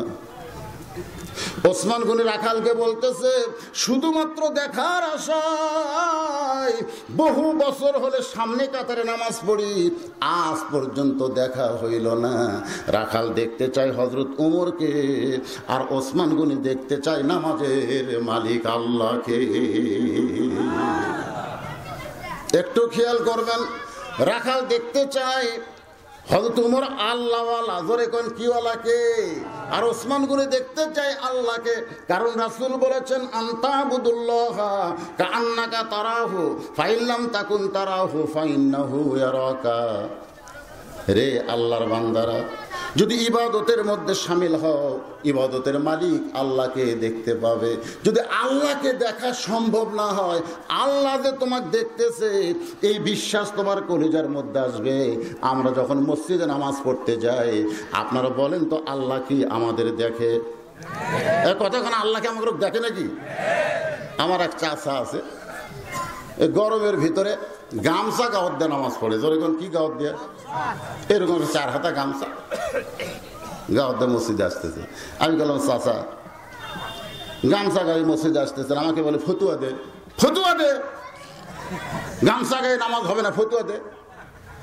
আমি বললাম, চাচা আমি বলতেছি নামাজ হবে না এ কথা না, আপনি আল্লাহর ঘর মসজিদে গামছা গায়ে আসতেছেন তাই বলতেছি।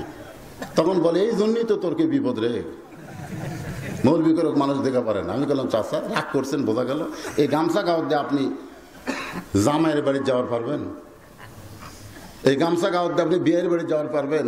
আমার চাচা রাগ করে বলতেছে, তুই কি মনে করিস ফকির? এই বছর আমি 4টে পাঞ্জাবি বানাচ্ছি, এই বছরই পাঞ্জাবি বানাই, সে গামছা গাওয়াত দিয়ে জামাইয়ের বাড়ি যায়? আমি বললাম, চাচা জামাইয়ের বাড়ি যাওয়ার পারবেন না, বিয়ের বাড়ি যাওয়ার পারবেন না, আর আল্লাহর ঘর মসজিদে গামছা গায়ে আসতেছেন, আপনার কি মনে হয় রাজাদিরাজ সমস্ত বাদশার বাদশা আল্লাহর দরবারে আপনি হাজির হচ্ছেন? তোর কোন কথা ঠিক কি না? যদি আপনার কাপড় না থাকতো সেটা ভিন্ন কথা, সেটা আছে তো। এই জন্য আল্লাহর বান্দারা যখন মসজিদে যাবেন, সবচাইতে সুন্দর পোশাক পরে যাবেন, শালীন পোশাক পরে যাবেন, তাকওয়ার পোশাক পরে যাবেন, যেমন তেমন পোশাক পরবেন না। অনেকে দেখবেন এমন টাইট ফুল প্যান্ট পরে মসজিদে নামাজ পড়তে গেছে, এরকম আছে না নাই? এমন একটা শার্ট পরছে, শার্ট হলো ঠিক না বরাবর, ঠিক না বরাবর শার্ট পরে রুকুর থেকে যে শেষদাত গেছে ওই জিনিস ইনকে টেবা হয়ে আছে, ফুলে আছে, ওই ভিতরে যে মালটা আছে এই মালটা বাইরের দিকে ফুলে হয়ে আছে। কি মনে করতেছেন আপনি যখন রুকুতে শেষ যান, আপনার পাশে কেউ নাই? এই কেউ নাই?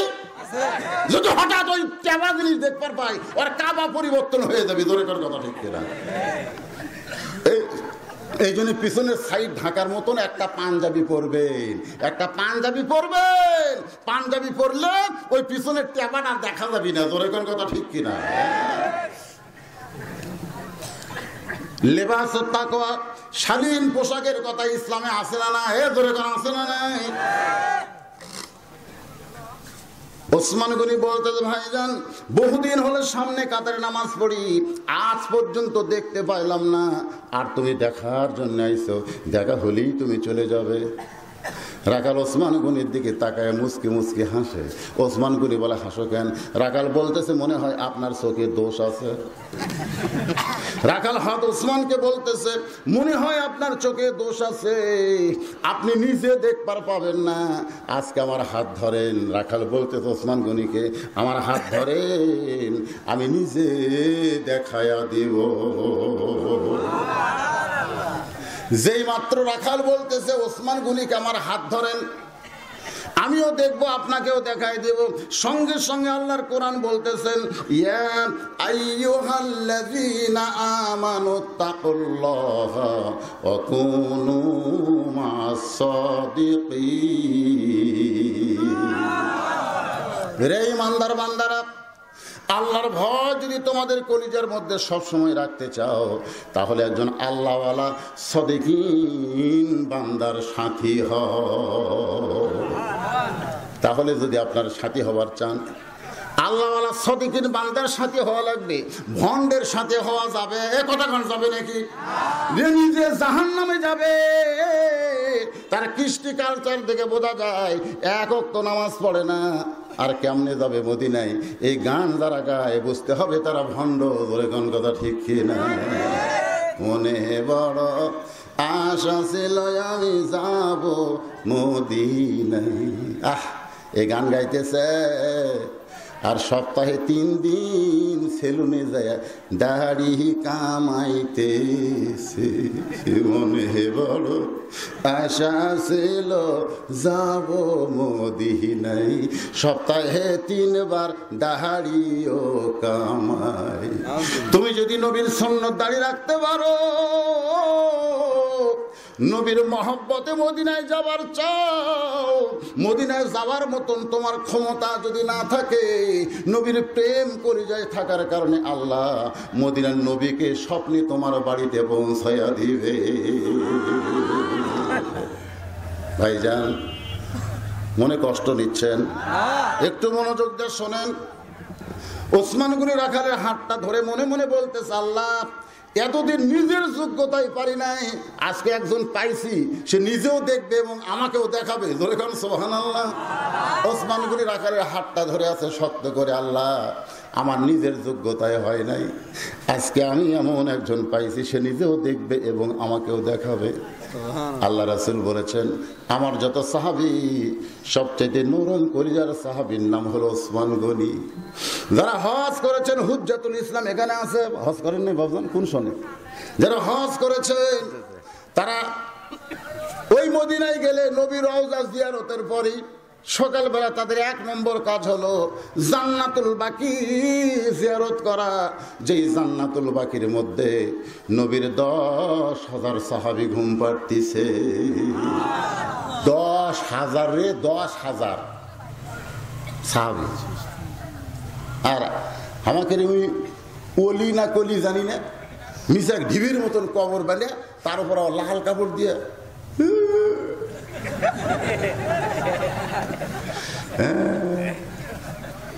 আমার বাবা বাবা কোবান খাবা। 10,000 সাহাবী ঘুম পাড়তেছে। এখানে হুজ্জাতুল ইসলাম আছে। সর্বপ্রথম যার কবরখানা জান্নাতুল বাকির মধ্যে ঢুকতে, সেই কবর হলো ওসমান গনির কবর। সুবহানাল্লাহ। যে কবরে কোনো মাজার নাই, সাধারণ খোলামেলা পাথর দিয়ে একটা কবর করে রাখছে। ওই কবরের মাথার কাছে একটা পাথরে খোদাই করে লেখা আছে ওসমান গনি। বাজান ওসমান গনি। আল্লাহ কোরআনে বলেছেন, আল্লাহু গানিয়ুন ও আনতুমুল ফুকারা। আমি আল্লাহ হলাম ধনী, বাদ বাকি সবাই ফকির। কিন্তু আল্লাহ রাসূল বলেছেন ইল্লা ওসমানু গানিয়ুন। সুবহানাল্লাহ। আল্লাহ রাসূল বলেছেন ইল্লা ওসমানু গানিয়ুন। সমস্ত সাহাবীরা বলে, ইয়া রাসূলুল্লাহ, আমরা কোরআন থেকে পাইছি আল্লাহ হলো ধনী, বাদ বাকি সবাই ফকির, কিন্তু ওসমানকে আপনি ধনী কেমনে বলেন? রাসূল বলতেছে, তাহলে শোনো। একদিন একটা সাহাবী ক্ষুধার্ত অবস্থায় নবীর কাছে আইছে, এসে বলতেছে, রাসূলুল্লাহ, আমার পেটে এত ক্ষুধা, যদি আপনি পারেন আমাকে একটু খাবার ব্যবস্থা করেন। আমি নবীর সঙ্গে সঙ্গে আমার জুব্বাখানা আলগা করলাম। আমি নবী এইভাবে আমার জুব্বাখানা উঠাইলাম। সাহাবী তাকায় দেখে আমি ক্ষুধার জ্বালায় পেটে পাথর বেঁধেছি। সাহাবী কাঁদতে কাঁদতে রওনা দেয়। ডাকতে বললাম, সাহাবী যাও কেন? বলে, ইয়া রাসূলুল্লাহ, আমি আপনার কাছে চাই, কিন্তু আপনি তো ক্ষুধার জ্বালায় পেটে পাথর বাঁধছেন, আপনি আমার কি দেবেন? রাসূল বলে, আমি দেবার না পারলে কি হবে? আমি একজন সাহাবীর কথা বলতেছি, তার কাছে যাও, তার কাছে দুঃখের কথা বললে তোমাকে অনেক দেওয়া দিয়ে দিবে। বললে, হুজুর কোন সাহাবী? বলে, ওসমান গনির দরবারে যাও। নবীর কথা মতো গরিব সাহাবী ওসমান গনির দরবারে। সন্ধ্যার সময় গেছে, গিয়া দেখে ওসমান গনির ঘরের বাতি একটু আলো বেশি। ওসমান গনি সলটা টাইনা টাইনা আলো কমাইতেছে। গরিব মনে মনে কয়, এত কৃপণ, সামান্য আলো বেশি হয়েছে, শোলটা টাইনা যে ঘরের আলো কমায়, সে কোনোদিন গরিবকে দান করবে না। নবীর কাছে এসে বলে, ইয়া রাসূলুল্লাহ, আপনি দিবার পারবেন না, ঠিক আছে, এমন কৃপণের কাছে আমার কেন পাঠাইছেন? নবী বলতেছে, তুমি কি তোমার কথা কইছো? কয় বলার সাহস পাই না, আবার যাও। পরদিন সকালবেলায় গরিব সাহাবী ওসমান গনির দরবারে গিয়ে দেখে ওসমান গনি রাত্রে যে বালিশে ঘুমাইছে, ওই বালিশের কোনা ফাটা সামান্য তুলা ঘরের মধ্যে পড়ে গেছে। ওই তুলাগুলো খোটায়া খোটায় ওসমান গনি বালিশের খোলের মধ্যে ঢুকাইতেছে। গরিব মনে মনে কয়, আর চাইতে বেশি তুলে যদি আমার ঘরে পড়তো, আমি সামটা দিয়ে ঝাড় দিতাম। আরে বেটা, এত কৃপণের কৃপণ, তুলা খোটায় খোটায় বালিশের খোলের মধ্যে ঢুকাই। নবীর কাছে গিয়ে বলে, রাসূলুল্লাহ, আপনি দিবার পারবেন না, ঠিক আছে, এমন কৃপণের কাছে আমার কেন পাঠাইছেন? আল্লাহ নবী কয়, তুমি কি তোমার অভাবের কথা কইছো? বলে বলার পরিবেশ পাইনি। বলে আবার যাও। পরদিন সকালবেলা আবার ওসমান গনির দরবারে গিয়ে দেখে ওসমান গনি খালি গায়ে বসে আছে। কোলের ভিতরে একটা পাঞ্জাবি, কয়েক জায়গায় পাঞ্জাবি ছিঁড়ে গেছে। ওসমান গনি নিজে এখন ওই ছিঁড়া পাঞ্জাবিতে তালি মারবে, সেলাই করবে, কিন্তু বিপদ হলো সুঁয়ের মধ্যে সুতা ঢোকাবার পারতেছে না। ওসমান গনি এভাবে সুঁই ধরে সুতা এই দিকে যায় এই দিকে যায়, কিন্তু ছাদের মধ্যে ঢুকতেছে না। গরিব মনে মনে কয়, আল্লাহ রে, তোমাকে এত সম্পদ দান করেছে, এরকম হাজার হাজার জুব্বা তুমি নতুন নিবার পারবা। দর্জির দোকানে গেলে দর্জি তোমাকে সেলাই করে দিবে, তুমি নতুনও কিনবা না, দর্জির কাছেও টাকা দিবা না। এখন নিজের সুঁয়ের মধ্যে সুতা ঢোকাবার তাও পারতেছে না। গরিব দেখতে দেখতে বিরক্ত হয়ে বলতেছে, ওসমান ভাই, সঙ্গে সঙ্গে ওসমান গনি সালাম দেয়, বলতেছে, ভাই খবর কি? বলে, আপনি সুঁয়ের মধ্যে সুতা ঢোকাবার পারতেছেন, আমি কি ঢুকাই দিব? ওসমান গনি বলে, ভাইজান, তাহলে তো বড় ভালো হয়। এবার গরিব যেই মাত্র সুঁয়ের মধ্যে সুতা ঢুকাইছে, ওসমান গনি খপ করে হাতটা চাইপা ধরছে। গরিব বলে, ভাই হাত ছাইড়ে দেন।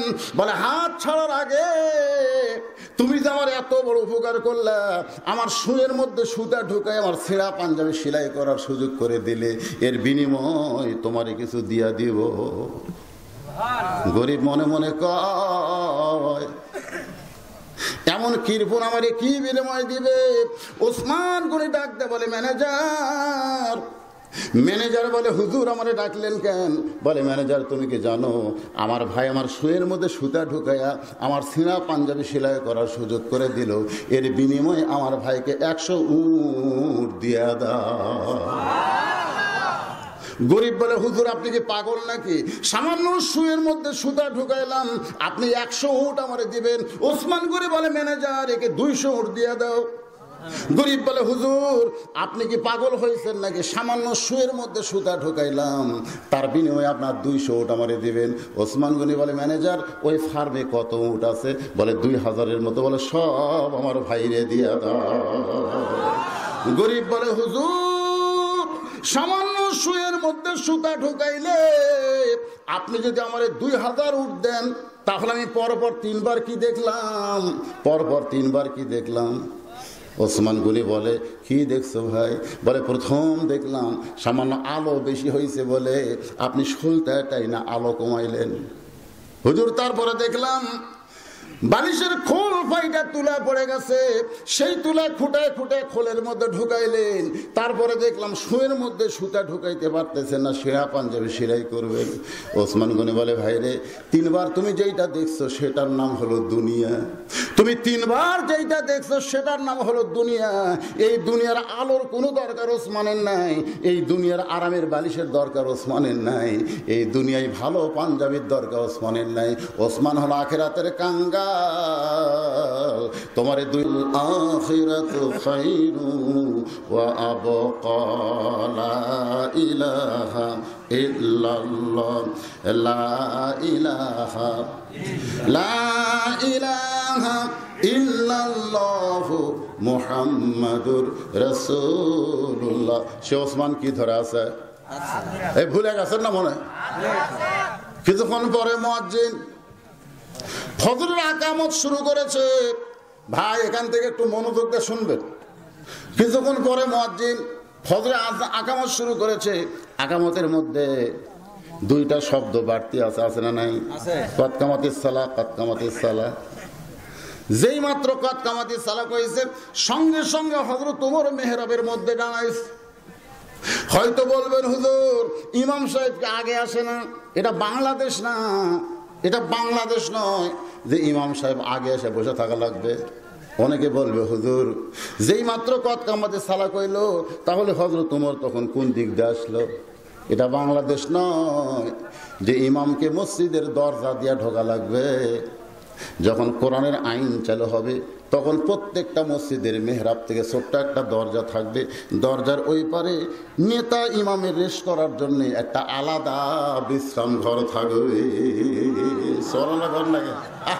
কোরআনের আইন চালু হলে ইমাম হবে বাংলাদেশের সবচাইতে বড় নেতা। জোরে কথা ঠিক কিনা?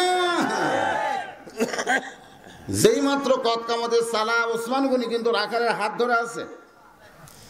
এমন সময় হযরত ওমর মেহরাবের মধ্যে ঢুকছে। হযরত ওমর মেহরাবের মধ্যে ঢুকছে, সঙ্গে সঙ্গে রাখাল আল্লাহু আকবার। ওসমান গনি হাত ছাইড়া দিয়ে বলে, ভাইজান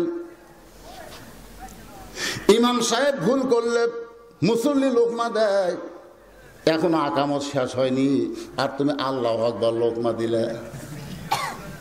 সঙ্গে সঙ্গে রাখাল বলতেছে, এই জন্যই তুমি কানা। রাখাল হযরত ওসমান গনিকে বলতেছে, এই জন্যই তুমি কানা, দেখবার এসে দেখবার পাও না। বাজান একটু খেয়াল করবেন, দ্বিতীয় কাতারের একজন সাহাবী দৌড়ে এসে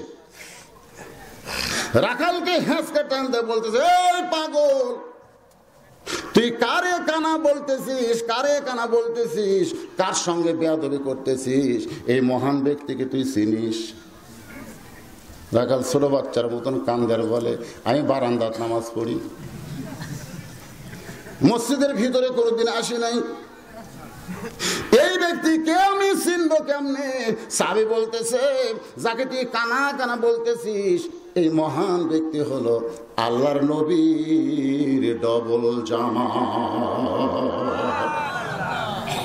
আমার মায়েরা যারা পর্দার অন্তর আছেন গো মা, আমার নবীর সর্বসাকল্যে 4টা মেয়ে ছিল। জোরেগণ কয়টা? 4টা মেয়ে ছিল। একটা মেয়েকে বিয়ে করেছিল হযরত ওসমান, মেয়েটার নাম হলো রোকেয়া। রোকেয়া যখন মারা যায়, রোকেয়া কিন্তু মারা গেছে হিজরতের সময়। মক্কা থেকে মদিনায় হিজরত করার পরে রোকেয়া অসুস্থ হয়ে মারা গেলেন।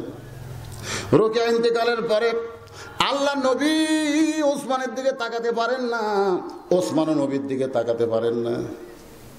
রাসূল ডাক দিল, ওসমান, আমার মেয়ে তোমার ঘরে ছিল, দুনিয়া থেকে বিদায় নিল, তুমি আমার এত ভালো জামাই। ওসমান গনি বলে, রাসূলুল্লাহ, আমি আপনার জামাই হিসেবে থাকতে চাই। তখন আল্লাহর হুকুমে উম্মে কুলসুমারে আবার ওসমানের সঙ্গে বিয়ে দেওয়া হলো। এজন্য বলা হয় ডবল জামাই। হাদিস শরীফে বলা হয়েছে যুন্নুরাইন, 2টা নূরের অধিকারী। রাখাল চিল্লায় বলে, কি সর্বনাশ, কি সর্বনাশ! এত বড় একজন মহান ব্যক্তিকে আমি কানা কানা বলতেছি, আমার সর্বনাশ হয়ে গেছে। কিন্তু আমার সর্বনাশ হয়েছে ওই ব্যক্তির জন্যে। ও আমার সর্বনাশ করেছে। উমর ফারুকের দিকে ভাবে আঙ্গুল দেখাইছে। সুবহানাল্লাহ। রাখাল চিল্লায় বলতেছে, ও আমার সর্বনাশ করেছে, ও আমার সর্বনাশ করেছে। আমাকে বলেছে, ফজরে উমরকে যদি দেখতে চাও তাহলে ফজরে আজান দিলে সামনে কাতারে গিয়ে দাঁড়াইবা। আমি সামনে কাতারে শুধুমাত্র হযরত উমরকে দেখার জন্যে, শুধুমাত্র হযরত উমরকে দেখার জন্যে। কিন্তু ওই পথিককে আমি যখন সামনে কাতারে দেখতে পাই, তখন আমার এত রাগ হয়ে গেল, মেহরাবের মধ্যে দেখার সঙ্গে সঙ্গে আল্লাহু আকবার বলে আমি লোকমা দিলাম। আমি লোকমা দেওয়ার কারণে হলো, ওই প্রতীককে ওই জায়গা থেকে সরাইয়া ওই জায়গাতে হয়তো ওমরকে আমি এক নজর দেখতে চাই। হাজার হাজার সাহাবীরা কাঁদতেছে, সমস্ত সাহাবীরা কান্দে। রাখাল চিল্লায় বলে, আল্লাহ, বারান্দায় নামাজ পড়া ভালো, এই ভিতরে কেন কান্দাকান্দি শুরু হয়ে গেল? ওসমান গনি বলে, রাখাল ভাই, সমস্ত সাহাবেরা কান্দে তোমার কথায়, কারণ তুমি যাকে পথিক পথিক বলতেছো তিনি হলেন হযরত ওমর। গাছের গোড়া কাটলে গাছটা যেমন ঠাস করে পড়ে যায়, রাখাল দৌড়ে ওমর ফারুকের সামনে তেমনি পড়ে কাটা মুরগির মতন ছটফট করে বলে, আমিরুল মুমিনিন, আমি আপনাকে তওবা পড়াইছি, আমি আপনাকে মুনাফিক কইছি, আমি আপনাকে ভণ্ড কইছি, এত কথা বলার পরেও এর অধম রাখালকে আপনি কিছুই বলেন নাই। এত কথা শোনার পরেও অধম রাখালকে আপনি কিছুই বলেন নাই। সমস্ত মসজিদের সাহাবী চিৎকার করে বলতেছে, এই পাগল কে রে? মসজিদের ভিতরে ঢুকে অর্ধ পৃথিবীর খলিফা হযরত ওমরকে বলতেছে, আমি আপনাকে তওবা পড়াইছি, আমি আপনাকে মুনাফিক কইছি, আমি আপনাকে ভণ্ড কইছি, এ কে রে? সমস্ত সাহাবী যখন চিৎকার করে, সঙ্গে সঙ্গে ওমর ফারুক বলতেছে, রে নবীর সাহাবীরা, আকামত যখন হয়ে গেছে তখন নামাজ শুরু হবে। নামাজ শেষ করার পর এর বিচার কি হবে আমি তোমাদের সকলের সামনে আল্লাহর কোরআন দিয়া দেখাবার চাই। লিল্লাহি তাকবীর। ভাইজান, যে কোরআনের মাহফিলে আপনারা এসে কোরআন থেকে আলোচনা শুনতেছেন, আমি বর্তমান পরিস্থিতিকে সামনে নিয়ে লম্বা কোনো কথা বলতে পারতেছি না, কারণ আপনাদের চেয়ারম্যান সাহেব আমাকে বলেই গেছে, হুজুর, বেশি রাত পর্যন্ত ওয়াজ করার পরিবেশ নাই, বড় চাপে পড়ে গেছি। সেই চাপের উপর কথা আমি দীর্ঘ সময় ধরে বলতেছি, আরও আপনাদের শোনাবো, কারণ মারাত্মক জায়গায় রাইখা দিয়েছি। ওমর ফারুক বললেন, ফজরের 2 রাকাত নামাজ শেষ করার পরে এর পরিচয় কি আমি আল্লাহর কোরআন থেকে তোমাদেরকে দেখায়া দিব। এতক্ষণ পর্যন্ত আপনারা যে আলোচনা শুনতেছেন, আমি যতগুলো কথা বলতেছি কোরআনের ভিতরে না বাইরে? তাহলে সুন্দর কথা সুন্দরভাবে শোনার যে সুযোগ, এই আপনাদের সিমলা মধ্যপাড়ার যুবকেরা সমাজ কল্যাণ পরিষদ থেকে আয়োজন করেছে। ভাইজান, এমনি তো করোনার মহাক্রান্তিকাল, আর এই সময় এরকম একটা সুন্দর পরিবেশে সুন্দর আয়োজন করাতে আপনারা খুশি না বেজার? যারা যারা আল্লাহর কোরআনকে ভালোবাসেন, যারা কোরআনের মাহফিলকে ভালোবাসেন, তারা একটু আল্লাহকে হাত দেখেন। যারা বাসেন, লিল্লাহি তাকবীর। মাশাআল্লাহ। মাত্র 5টা মিনিট, একটা লোক ওটা বসা করবেন না। আমার কলজা ভরে গেছে। যে কয়েকজন লোক ফাঁক হয়ে বসার কথা, তারপরেও চাপাচাপি হয়ে আপনার যারা বসে আছেন, মাশাআল্লাহ, দীর্ঘ সময় কথা শুনতেছেন, আরও শুনবেন। আমাকে বলা হয়েছে, হুজুর, আপনি মাহফিল শেষ করার আগ দিয়ে আমাদের মাহফিলের জন্য একটু চাদর কালেকশন, চাদর যাবে ভিতরে, ব্যাগ যাবে, আপনাদের হাত তুললেন, মাহফিলকে ভালোবাসেন, 10, 50, 100, 500 যে সাহাবীরা ওমর ফারুকের দিকে তাকায় আছে। কার দিকে তাকাইছে? ওমর ফারুকের দিকে তাকায় আছে। এখন ওমর ফারুক কি বিচার করে? তাকে তওবা পড়াইছে, তাকে মুনাফিক কইছে, তাকে ভণ্ড কইছে। এর বিচার হযরত ওমর কি করে দেখার জন্য সমস্ত সাহাবীরা তাকায় আছে। আপনারা বলেন তো, বিচারক কি হযরত ওমর না আল্লাহ? আল্লাহ কোরআনে বলেছেন, ইন্নাল্লাহা ইয়ামুরুকুম আন তুআদ্দুল আমানাতি ইলা আহলিহা ওয়া ইযা হাকামতুম বাইনান নাস আন তাহকুমু বিল আদল। যখন কোন বিচারকের আসনে বসে বিচার করবে, সে যদি একটাবার চিন্তা করে, আমি বিচারক না, বিচারক হলো আমার আল্লাহ, আমি বিচার করব, আমার ইচ্ছা মতো করব না, আল্লাহর আইন মোতাবেক বিচার করব, তাহলে আপনারা বলেন তো, বিচার সঠিক হবে কি হবে না? এটার নামই হলো আহসানু আমাল। আজকে আমাদের বাংলাদেশের বিচারের খবর কি? ও আমারও আওয়াজে শোনেন নাই? 5 বছর ধরে আম বাগানে চাষ করছে রাজশাহীর আম। 5 বছর পর জ্যৈষ্ঠ মাসে বাগানের মালিক দেখতে গিয়ে দেখে ছোট এক ছেলে গাছের ডালে বসে আম পাড়তেছে আর ব্যাগ ভরাচ্ছে। বাগানের মালিক কয়, আমি খাই নাই, আমার পরিবারের কেউ খাই নাই, তুই আমার গাছে ছেলে আম পাড়তেছিস, তোর বাপকে গিয়ে বিচার দিব। ছেলে খালি মুচকি মুচকি হাসে। বাগানের মালিক বলে, হাসিস কেন? ছেলে বলতে, কোথায় গিয়ে আপনি বিচার দিবেন? আমার বাপকে কোথায় গিয়ে বিচার দিবেন? আমার বাবাও আর এক গাছত চড়ছে। আমার বাপকে কোথায় যা বিচার দিবেন? বাবা তো আর এক গাছত চড়ে বসে আছে। বাগানে বাড়ি তাকায় দেখে ওর বাপ খালে আম পাড়ে আর বস্তা ভরায়, মাটিতে বসে কান্দের, বলে আল্লাহ বিচার দিব কার কাছে? বেটাও চোর, বাপও চোর। আজকে আমাদের বাংলাদেশে বিচার নিবার গেলে অনেকের এরকম টেনশন হয় কি হয় না? কে বিচার করবে, কি বিচার করবে? বিচার আছে কেবারে? হ্যাঁ, কোন বিচার আছে? ওমর ফারুক বিচার করবে, সাহাবীরা দেখার জন্য তাকিয়ে আছে। রাখাল ওমর ফারুকের পিছনে ফজরের 2 রাকাত নামাজ আদায় করছে ঠিকই, কিন্তু নামাজের মধ্যে থাকতে পারেন নাই।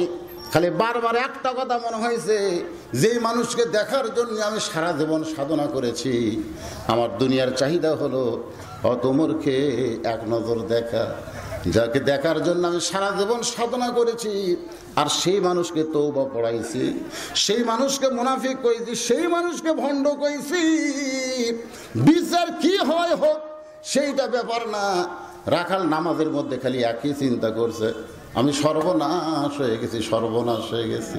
বাজান যেই মাত্র নামাজ শেষ, সমস্ত সাহাবীরা ওমরের দিকে তাকায় আছে। ওমর ফারুক মেহরাব ছেড়ে রাখালের কাছে এসে এক টানে রাখালকে দাঁড় করাইছে। সুবহানাল্লাহ। রাখালকে দাঁড় করায় রাখালকে বুকের মধ্যে নিয়ে রাখালের কপালে একটা চুমু খায়। সমস্ত সাহাবীরা বলে, আমির আল মুমিনিন, আমরা মনে করেছিলাম যে আপনাকে তওবা পড়ানোর কথা বলতেছে, মুনাফিকের কথা বলতেছে, ভণ্ডের কথা বলতেছে, আপনি তাকে বিচার করবেন, কিন্তু এটা কেমন বিচার করলেন? বুকের মধ্যে চাইপা ধরে কপালে চুমা দিলেন। ওমর ফারুক বলে, সাহাবীরা রে, আমি রাখালকে দেখি নাই। এত কথা হজম করার পিছনে কারণ হলো আমি রাখালকে দেখি নাই, রাখালের ভিতরে আমার আল্লাহর কোরআনকে দেখতে পাই। লিয়াবলুয়াকুম আইয়ুকুম আহসানু আমালান, সবচাইতে সুন্দর আমলের পরীক্ষা হবে। সবচাইতে সুন্দর আমল হলো আল্লাহর কোরআন অনুযায়ী আমাদের চলা লাগবে। যদি কোরআন অনুযায়ী চলি তাহলে কানার হাতি দেখার মতন হবে হবে না, সব কথা এক হয়ে যাবে। আমরা চোখ নিয়ে দেখতে চাই, আর এই মুমিন মুসলমানের চোখের নাম হলো আল্লাহর কোরআন। আমরা বলি না আল কোরআনের আলো? কথা কি বুঝতেছেন? কোরআন একটা আলো, এই আলোর মাধ্যমে আমাদের দেখতে হবে। ভাইজান, সেই কোরআন থেকে আমি আপনাদের সামনে দীর্ঘ সময় আলোচনা করলাম। বাকি হচ্ছে আমাদের আমল। আমরা আমল শুরু করে দেই। অল্প দিনের ভিতরেই কিন্তু ইমাম মেহেদী আলাইহিস সালাম দুনিয়াতে আসবেন। অল্প দিন। সমস্ত আলেমরা বলতেছে কতদিন সেটা বলে নাই, কিন্তু অল্প দিনের কথা বলতেছেন। হয়তো আমাদের হায়াতি হতে পারে, জোরে কোন পারে কি পারে না? আমরা কি কখনো মনে করছিলাম করোনা নামক মহামারী আসবে? এরকম পৃথিবী থেকে 12-13 লক্ষ মানুষ মরে যাবে। আমাদের বাংলাদেশ থেকে 6,000-এর বেশি মানুষ মারা গেছে। বাজান গো, হঠাৎ হঠাৎ এমন কিছু আসবে ইমাম মেহেদী আলাইহিস সালাম প্রকাশ করার আগ দিয়া। এই করোনা, এখন আবার ডাক্তাররা বলতেছে করোনা এক এক সময় এক একটা রূপ পাল্টাচ্ছে, আর ওষুধ আবিষ্কার করা অত্যন্ত কঠিন। তাই সরকারি বিধি নিয়ম হলো আমাদের সবাইকে মাস্ক পরা লাগবে। যেরকম কি পরা লাগবে? হাটে যান, বাজারে যান, যেখানে যান মুখে মাস্ক দিবেন, আর নিরাপদ দূরত্ব স্বাস্থ্যবিধি মেনে চলবেন। এটা হলো সরকারি নিয়ম। তারপরে আল্লাহ তাআলা অবশ্যই আমাদের প্রতি রহমত করবে। আল্লাহর নিয়ম হলো 5 ওয়াক্ত নামাজ আমাদেরকে আদায় করতে হবে, 5 বার ওযু করতে হবে, সুন্দর সুশৃঙ্খল এবং পরিষ্কার পরিচ্ছন্ন বজায় রাখলে ইনশাআল্লাহ এই করোনা মহামারী থেকে আল্লাহ আমাদের হেফাজত করবে। সবাই বলে আল্লাহুম্মা আমিন। যারা দাঁড়িয়ে আছেন সবাই বসেন, ইস্তেগফার পড়ে আস্তাগফিরুল্লাহ রব্বি মিন কুল্লি জামবি ওয়া তুবু ইলাইহি, আস্তাগফিরুল্লাহ রব্বি মিন কুল্লি জামবি ওয়া তুবু ইলাইহি, লা হাওলা ওয়ালা কুওয়াতা ইল্লা বিল্লাহিল আলিয়্যিল আযীম। আল্লাহুম্মা সাল্লি আলা মুহাম্মাদি ওয়া আলা আলি মুহাম্মাদ কামা সাল্লাইতা আলা ইব্রাহিম ওয়া আলা আলি ইব্রাহিম ইন্নাকা হামিদুম মাজিদ। اللهم بارك على محمد وعلى آل محمد كما باركت على إبراهيم وعلى آل إبراهيم إنك حميد مجيد। সভাপতি কিছু বলবেন?